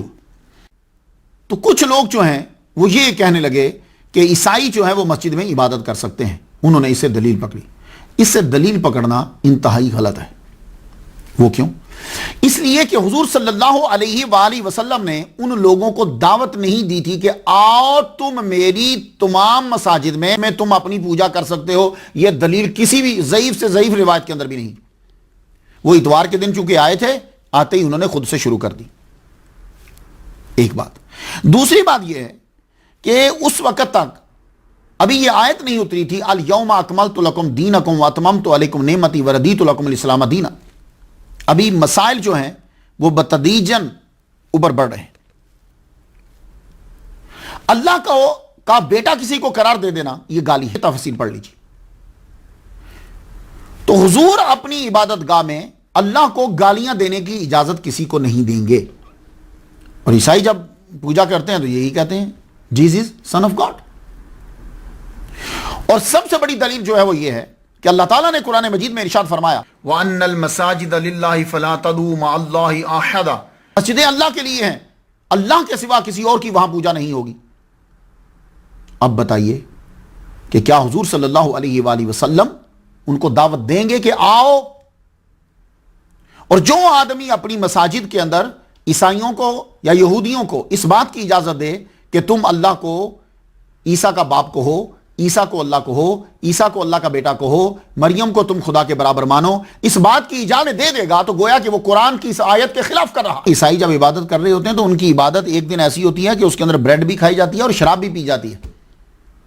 تو یہ آپ مسجد میں اجازت دیں گے؟ یہ کون سی مسجدیں ہیں؟ وَأَنَّ الْمَسَاجِدَ لِلَّهِ فَلَا تَدْعُوا مَعَ اللَّهِ أَحَدًا کے سامنے تو حدیث نہیں رک سکتی۔ تو یہ بات سب لوگ آپ یاد رکھیے گا کہ وہ کتنے بھی واقعات ہوں مسجدیں اللہ کے لیے ہیں، اللہ کی عبادت کے لیے ہیں، اللہ کے علاوہ کسی اور کی وہاں عبادت نہیں ہوگی۔ تدعو پکارا نہیں جائے گا، عبادت نہیں ہوگی، اس سے مراد عبادت نہیں ہوگی۔ اور اگر یہ دلیل لی جائے کہ محمد مصطفیٰ صلی اللہ علیہ وآلہ وسلم نے نجران کے عیسائیوں کو عبادت کرنے دی تھی، روکا نہیں تھا، تو پھر مسلم شریف میں ایک حدیث ہے، ترمذی میں بھی ہے، مسند امام احمد میں بھی ہے، لفظ مختلف ہیں۔ ایک آدمی جو ہے وہ اس نے مسجد میں پیشاب کر دیا، مسجد میں یورن کر دیا. جب یورن کرا تو صحابہ کرام اس کو مارنے کے لیے دوڑے. آپ نے فرمایا نہیں، اس کو یورن کر لینے دو. اب یہ حدیث کس میں ہے؟ مسلم میں، ترمذی میں، مسند امام احمد میں. تو حضور نے پیشاب کرنے دیا. تو اب جو نجران کی عبادت کے واقعے سے یہ دلیل لیتا ہے کہ حضور نے ان کو عبادت کرنے دی تھی، تو پھر اس کے بارے میں کیا خیال ہے کہ حضور نے تو پیشاب بھی کرنے دیا تھا؟ کو خدا کا خوف کرو. کیوں اسلام کو کہاں لے جا رہے ہو تم لوگ؟ اور اگر وہ مومن تھے اور اگر ان کو عبادت کا حق ہے تو پھر محمد مصطفیٰ صلی اللہ علیہ وآلہ وسلم ان پر لعنت بھیجنے کے لیے تیار کیوں ہو گئے؟ کیا مومن کے اوپر لعنت بھیجنا جائز ہے؟ تو اگر مساجد کے اندر عیسائیوں کو اور یہودیوں کو عبادت کی اجازت دینا ہے تو پھر یہ مکہ مدینہ میں کیوں روکا گیا ہے؟ یہ خلاف اسلام ہے. وہاں نان مسلم لکھا ہوتا ہے نا، سٹاپ، نان مسلم نہیں جا سکتا. وہ کیوں روکا گیا؟ پھر وہ جزیرۃ العرب والا کہاں واقعہ ہے؟ وہ حضرت عمر کی وہ عمل کیا ہے؟ پھر ساری چیزیں ہی بھول بھال گئے. عوام کیا تو ویسے ہی علم کوئی نہیں ہے. نجران کے عیسائیوں نے جب دلائل تسلیم نہ کیے تو آیت کا نزول شروع ہو گئے. بلکہ مفسرین نے کہا کہ 80 آیات کا نزول ہوا. ایک آیت نازل ہوئی، فَقُلْ تَعَالُوا نَدْعُ أَبْنَاءَنَا وَأَبْنَاءَكُمْ وَنِسَاءَنَا وَنِسَاءَكُمْ وَأَنفُسَنَا وَأَنفُسَكُمْ ثُمَّ نَبْتَهِلْ فَنَجْعَلْ لَعْنَتَ اللَّهِ عَلَى الْكَاذِبِينَ. جب وہ دلائل نہ مانے، حضور صلی اللہ علیہ وآلہ وسلم نے ان کی تمام عبادت کو غلط قرار دے دیا. فرمایا تم کہتے ہو کہ جیزی جو ہیں، عیسیٰ جو ہیں وہ سن آف گاڈ، یہ غلط ہے، وہ اللہ کا بیٹا نہیں ہے، نہ ہی وہ اللہ ہے. آپ نے دلائل کے ساتھ جب ان کی عبادت کو، ساری چیزوں کو غلط قرار دیا، ان کی عقیدے کو غلط قرار دیا، جب وہ نہ مانے تو کہا فَنَجْعَلْ لَعْنَتَ اللَّهِ عَلَى الْكَاذِبِينَ. تو اگر ان کی عبادت صحیح ہے، جو وہ عبادت جس طرح کرتے ہیں وہ صحیح ہے، تو فَنَجْعَلْ لَعْنَتَ اللَّهِ عَلَى الْكَاذِبِينَ کیا ہے؟ اس آیت پر عمل کیوں نہیں کیا جا رہا؟ ایک چھوٹے سے تاریخی واقعے پر، جس واقعے کے اندر بھی فرق ہے، واقعے میں بھی فرق ہے کئی کتابوں میں. آیت کو چھوڑ دیا، حدیث کو چھوڑ دیا، واقعے کو پکڑ لیا. تو اسلام کی تبلیغ تو نہیں لگ رہی مجھے. تو جب یہ مباہلہ کی آیت اتری تو وہ عیسائی کہنے لگے ہمیں 3 دن کی مہلت دی جائے. آپ نے فرمایا ٹھیک ہے جاؤ، تمہیں 3 دن کی مہلت. اب سب نے بیٹھ کر مشورہ کیا. عاقب بولا، کہنے لگا سنو، یہ بات تو طے شدہ ہے کہ محمد اللہ کے نبی ہیں، یہ آخری نبی ہیں، کیونکہ جو صفات ان کے اندر پائی جاتی ہیں وہ ہم نے کتابوں میں پڑھی ہیں. اب یہ بات تم یاد رکھ لو کہ جو نبیوں سے مباہلہ کرتا ہے وہ زندہ نہیں رہتا، تباہ ہو جاؤ گے. اگر اپنا دین بچانا چاہتے ہو تو واپس چلے جاؤ. وقت مقررہ اور جائے مقررہ پر 3 دن کے بعد محمد مصطفیٰ صلی اللہ علیہ وآلہ وسلم اس شام سے آ رہے ہیں. اصل میں یہ بتانا تھا آپ کو، وہ کس شام سے آ رہے ہیں آپ؟ کہ آپ کی گودی میں امام حسین ہے، آپ نے ہاتھ امام حسن کا پکڑا ہوا ہے، پیچھے آپ کے بی بی فاطمہ الزہرا رضی اللہ تعالیٰ عنہ ہے، اور ان کے نشانوں کو، قدم کے نشانوں کو مٹاتے ہوئے مولا علی شیر خدا تشریف لا رہے ہیں. تو آپ نے فرمایا سنو، جب میں دعا مانگوں گا تم نے آمین کہنا ہے. دور سے جب عاقب نے، سید نے، اسقف نے، جب اس نے چہرے دیکھے امام حسن و حسین، بی بی فاطمہ، مولا علی یہ تشریف لا رہے ہیں، تو کہنے لگا بس رک جاؤ، جو چہرے آ رہے ہیں اور میں جو دیکھ رہا ہوں، اگر ان لوگوں نے آمین کہہ دیا تو یہ پہاڑ ہٹانے پر بھی آمین کہہ دے تو رب تعالیٰ ان کی دعا سے پہاڑ کو ہٹا دے گا. اور اگر مباہلہ ہوا تو سن لو، کوئی عیسائی روئے زمین پر نہ رہے گا. تو یہ مباہلہ کس بات پہ تھا؟ تو جائیے اس کی ڈیٹیل بھی تو پڑھی ہے. وہ مباہلہ اسی بات پہ تھا، عیسیٰ اللہ کے بیٹا نہیں ہے، تو اس بات کی اجازت نہیں دیں گے. تو عیسائیوں نے مباہلہ نہیں کیا. آپ نے فرمایا ٹھیک ہے پھر اسلام قبول کر لو. کہنے لگے اسلام بھی قبول نہیں کرنا. تو کہا پھر ٹھیک ہے جزیہ دو. کہنے لگے ٹھیک ہے 33 زرہ، 33 اونٹ، 34 گھوڑے سالانہ دیا کریں گے. جب معاہدہ طے پا گیا، جس کو معاہدہ کہتے ہیں، معاہدہ طے پا گیا، تو حضور صلی اللہ علیہ وسلم نے ابو عبیدہ بن الجراح رضی اللہ تعالیٰ عنہ کو خراج کی وصولی کے لیے ان کے پاس بھیجا. اردو میں ہم اس کو خراج کہتے ہیں، ویسے عربی میں خراج بولا جاتا.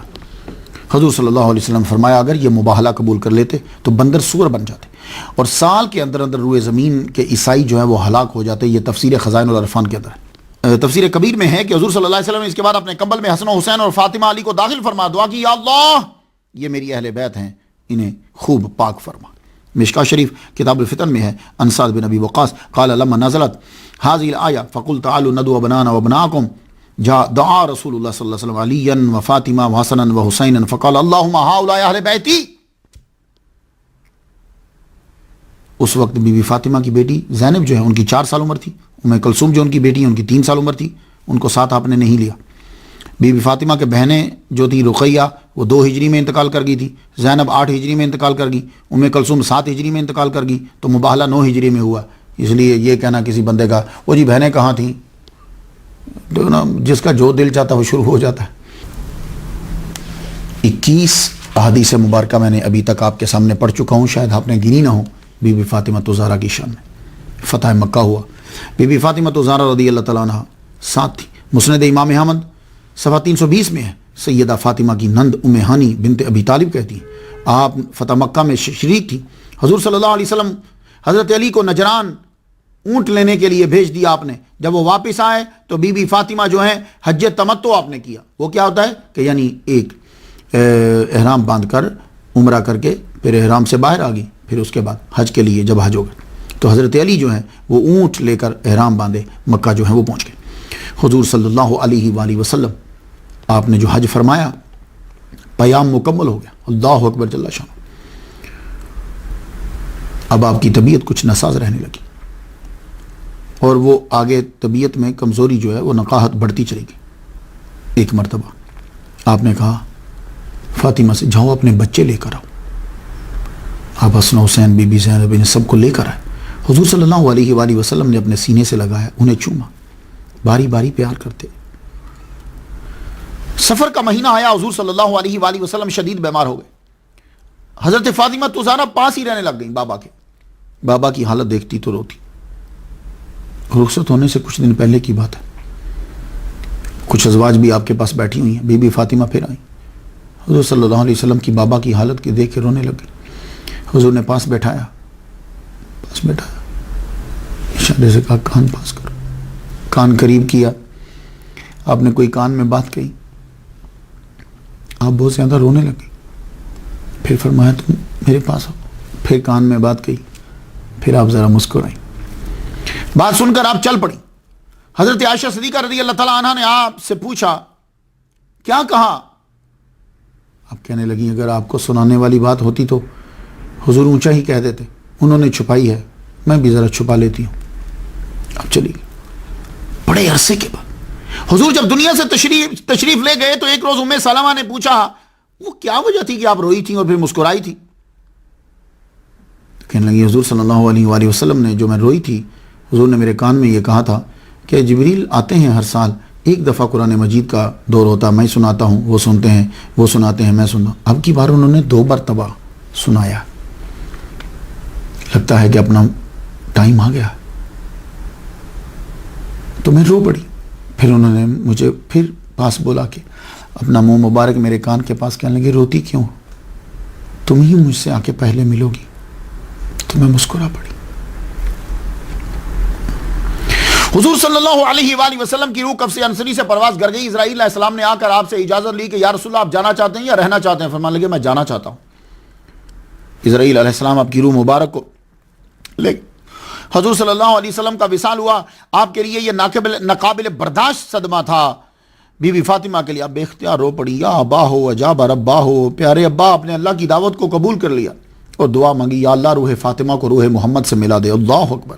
ابن جوزی لکھتے ہیں کہ جب قبر انور بن گئی تو بی بی فاطمہ الزہرا رضی اللہ تعالیٰ عنہا وہاں سے مٹی اٹھاتی اور اسے چومتی، اللہ اکبر، اور فرمایا کرتی تھی بابا کے جانے سے جو دکھ مجھے ہوا ہے، یہ دکھ اگر دن پر پڑ جاتے تو دن اپنی روشنی کھو جاتا، رات ہی رات ہو جاتی۔ پھر تو جیسے کام ہی آپ کا یہی بن گیا رونا، روتی بیٹھتی ہوں روتی۔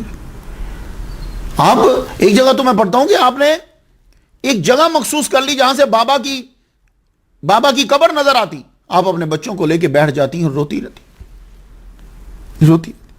اللہ اکبر جل شان۔ حضور صلی اللہ علیہ وآلہ وسلم کے وصال مبارک کے بعد 6 مہینے گزرے، آپ 6 مہینے آپ نے بس روتے ہی گزارے، روتے ہی گزارے۔ کہتے ہیں کہ تاریخ کے اندر اگر دیکھا جائے تو آدم علیہ السلام کا ذکر آتا ہے کہ جنت سے آنے کے بعد آپ بہت روئے۔ حضرت یعقوب علیہ السلام کا آتا ہے کہ فراق یوسف میں بہت روئے۔ حضرت فاطمہ کا آتا ہے کہ حضور کے غم میں بہت روئے، اور زین العابدین کا آتا ہے کہ کربلا کے بعد بہت روئے۔ ان 6 ماہ میں حضرت بی بی فاطمہ الزہرا رضی اللہ تعالیٰ عنہ ایک بار مسکرائی. شعبان کا مہینہ ہے، 11 ہجری ہے. آپ نے ایک روز حضرت اسماء سے کہا مجھے یوں جنازہ لے جانا اچھا نہیں لگتا، یہ جنازے میں کفن نظر آتا ہے. کہنے لگی اچھا میں آپ کو دکھاتی ہوں. میں جب ایتھیوپیا میں، جس کو حبشہ کہتے ہیں، میں حبشہ میں جب گئی تھی تو میں نے وہاں جنازہ دیکھا تھا. وہ کیسے کہ یوں شاخیں، یہ جنازہ نا چارپائی کے اوپر رکھا، اس کے اوپر یوں ٹہنیاں رکھتے کھجوروں کی، لمبی ہوتی نا وہ، یوں رکھتے. کوہان بن گئی، اوپر کپڑا ڈال دیتے تو چھپ جاتا. تو آپ اسے دیکھ کے مسکرا پڑی. کہنے لگی یہ ہے کہ اس کے اندر کفن بھی نظر نہیں آتا. تو ہم تو ہیں بال ڈیزائن بنا کر دکھاتے ہیں نا، تو آپ اپنے کفن مرنے کے بعد کیا ہوتا ہے، کفن بھی چھپا رہی. 6 ماہ میں ایک بار مسکرائی، اور مسکرائی بھی اس بات پہ کہ پردہ، اللہ اکبر جل شانہ، پردہ. تو کہنے لگی اسماء مجھے اسی طرح ہی تم میرے جنازے کو تم تیار کرنا اور تم نے مجھے غسل دینا ہے، یہ یاد رکھنا. اور علی کے علاوہ کسی اور سے مدد نہ لینا، اور رات کی تاریکی میں میرے جنازے کو دفن لو. پہلے تو کفن کو چھپایا، پھر اوپر سے تاریکی، رات کی تاریکی اور چھپایا. اللہ اکبر جل شانہ. اسود الغابہ کے اندر یہ ہے کہ آپ نے فرمایا میرے خاوند کے علاوہ غسل میں کسی سے مدد نہ لینا، اور تدفین کے وقت زیادہ ہجوم نہ ہو. جس دن وصال کا دن ہے، آپ اٹھی، نماز ادا کی، امام حسن و حسین کو اٹھایا، ان کو غسل دیا، نہلایا، کپڑے پہنائے، چکی لے کے بیٹھ گئی، چکی میں آٹا پیسنے لگی. حضرت علی گھر آئے تو کہہ رہے ہیں آپ کی طبیعت خراب ہے، آئیے بچوں کو نہلا کے اپنے پاس بٹھایا ہوا ہے اور چکی پیس رہی. کہنے لگی آٹا تھوڑا سا پیس لوں کیونکہ اب میں جا رہی ہوں، ایسا نہ ہو کہ بچوں کو بھوک لگے اور بیچاروں کو بھوک لگے اور روٹی نہ ملے تو روٹی پکا کے جاؤں. حضرت علی بھی رو پڑے. کہنے لگی آپ کیسی بات کر رہی ہو؟ کہا رات کو حضور صلی اللہ علیہ وسلم کا دیدار ہوا، میں نے ان کا چہرہ دیکھا تو میں نے ان سے کہا کہ اب فراق برداشت نہیں ہوتا، مجھے اپنے پاس بلا لو. تو حضور نے فرمایا کہ تم کل میرے پاس آ جاؤ گی. تو آج میرا ٹائم آ گیا ہے، آج آخری دن ہے. اسماء سے کہا تم یہ بچوں کو نانا کے روزہ پہ لے جاؤ. یہ اپنے نانا کے روزہ پہ جاتے ہیں. تو حضرت علی کو پاس بٹھا لیا، پاس بٹھا کے کہنے لگی مجھ سے کوئی خطا ہوئی ہو تو مجھے معاف کر دے. حضرت علی روتے ہوئے کہنے لگے آپ سے کوئی خطا نہیں ہوئی. کہنے لگی شوہر راضی ہو تو بیوی جنتی ہوتی ہے، اور سنو مجھے رات کے وقت دفن کرنا. پھر آپ نے خود غسل لیا. پہلے اچھی طرح غسل کرنے کے بعد آپ نے ایک جگہ مخصوص کر رکھی تھی گھر کے اندر، وہاں آپ عبادت میں مصروف ہو گئی. عبادت میں جب مصروف ہو گئی، جو ہی دن مکمل ہوا آپ کی روح کف انصری سے پرواز کر گئی. آپ اپنی جائے نماز کے اوپر ہی تھی. سجدے میں حضور کی امت کے لیے دعا کرتی ہوئی گئی. یا اللہ تعالیٰ میری نبی میرے ابا کی امت کو معاف کر. مغرب کے بعد روح کف انصری سے پرواز کر کے 11 ہجری آپ کی وفات ہوئی. اہل تشیع کی روایات کچھ مختلف ہیں، لیکن مجھے کنز العمال جلد 6 صفحہ 318، ریاض النادرہ جلد 1 صفحہ 156، طبقات ابن سعد جلد 2 صفحہ 19، امام جعفر صادق اپنے والد امام محمد الباقر سے روایت کرتے ہیں کہ آپ کے جنازہ میں حضرت ابوبکر صدیق اور حضرت عمر شامل ہوئے. حضرت ابوبکر نے حضرت علی سے جنازہ پڑھانے کو کہا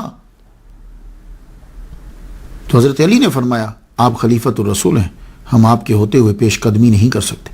تو زین العابدین کا قول ہے ریاض النادرہ میں حضرت ابوبکر صدیق رضی اللہ تعالیٰ عنہ نے نماز جنازہ پڑھائی. اور ابراہیم نخعی رحمۃ اللہ علیہ فرماتے ہیں کہ 4 تکبیریں کہیں اور آپ کو رات کی تاریکی میں جنت البقیع میں دفنا دیا. آپ کی وفات کے عرصہ دراز بعد حضرت علی نے فرمایا فاطمہ جنت کا ایک خوشبودار پھول تھی، ان کی وفات کے بعد بھی خوشبو میرے دماغ کو معطر کرتی ہے. انہوں نے اپنی زندگی میں کسی قسم کی شکایت کا موقع نہیں دیا. تو امام شافعی کیا فرماتے ہیں؟ آل النبی ذریعتی وہم الیہ وسیلتی ارجو بہم عطا غدن بید الیمین صحیفتی، نبی پاک کی آل میری نجات کا ذریعہ ہے اور انہی کو حق تعالیٰ کے ذریعے وسیلہ مانتا ہوں، میں امید کرتا ہوں کل قیامت کے دن انہی کے وسیلے سے میرا نامہ اعمال داہنی ہاتھ میں دیا جائے گا۔ آپ فرماتے ہیں اذا فی مجلس نذکر علیٰ وصبتیہ وفاطمۃ الزکیہ یقال تجاوزوا یا قوم ھذا فھذا من حدیث الرافضیہ، جب ہم کسی مجلس میں حضرت علی، حسنین، فاطمہ زکیہ کا ذکر کرتے ہیں تو کہا جاتا ہے لوگوں اس کو چھوڑ دو، یہ روافض والی باتیں ہیں۔ برات الی المہیمن من اناس یرون الرفض حب الفاطمیہ، میں اللہ کے سامنے ایسے لوگوں سے برات ظاہر کرتا ہوں جو اولاد فاطمہ سے محبت کو رفض قرار دیتے۔ علامہ اقبال نے تو کمال کر دی۔ علامہ اقبال کہنے لگے کہ بی بی فاطمہ تو زہرا کے آنسو جو ہیں وہ شبنم کے قطروں کی طرح جبریل علیہ السلام عرش بری پہ جا کر رکھ دیتے ہیں۔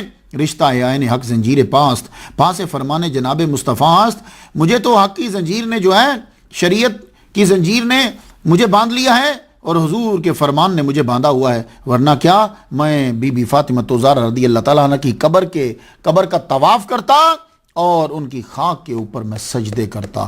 تو شیخ سعدی نے کیا کہا ہے؟ الہی بحق بنی فاطمہ کہ برکول ایما کنی خاتمہ، اگر دعوتم رد کنی ور قبول، منو دست و دامان آل رسول۔ اللہ اکبر جل شانہ۔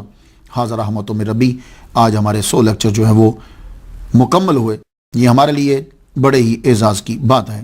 یہ ہے اصلی بی بی فاطمہ کی کہانی۔ جب مشکل ہو تو اسے پڑھو۔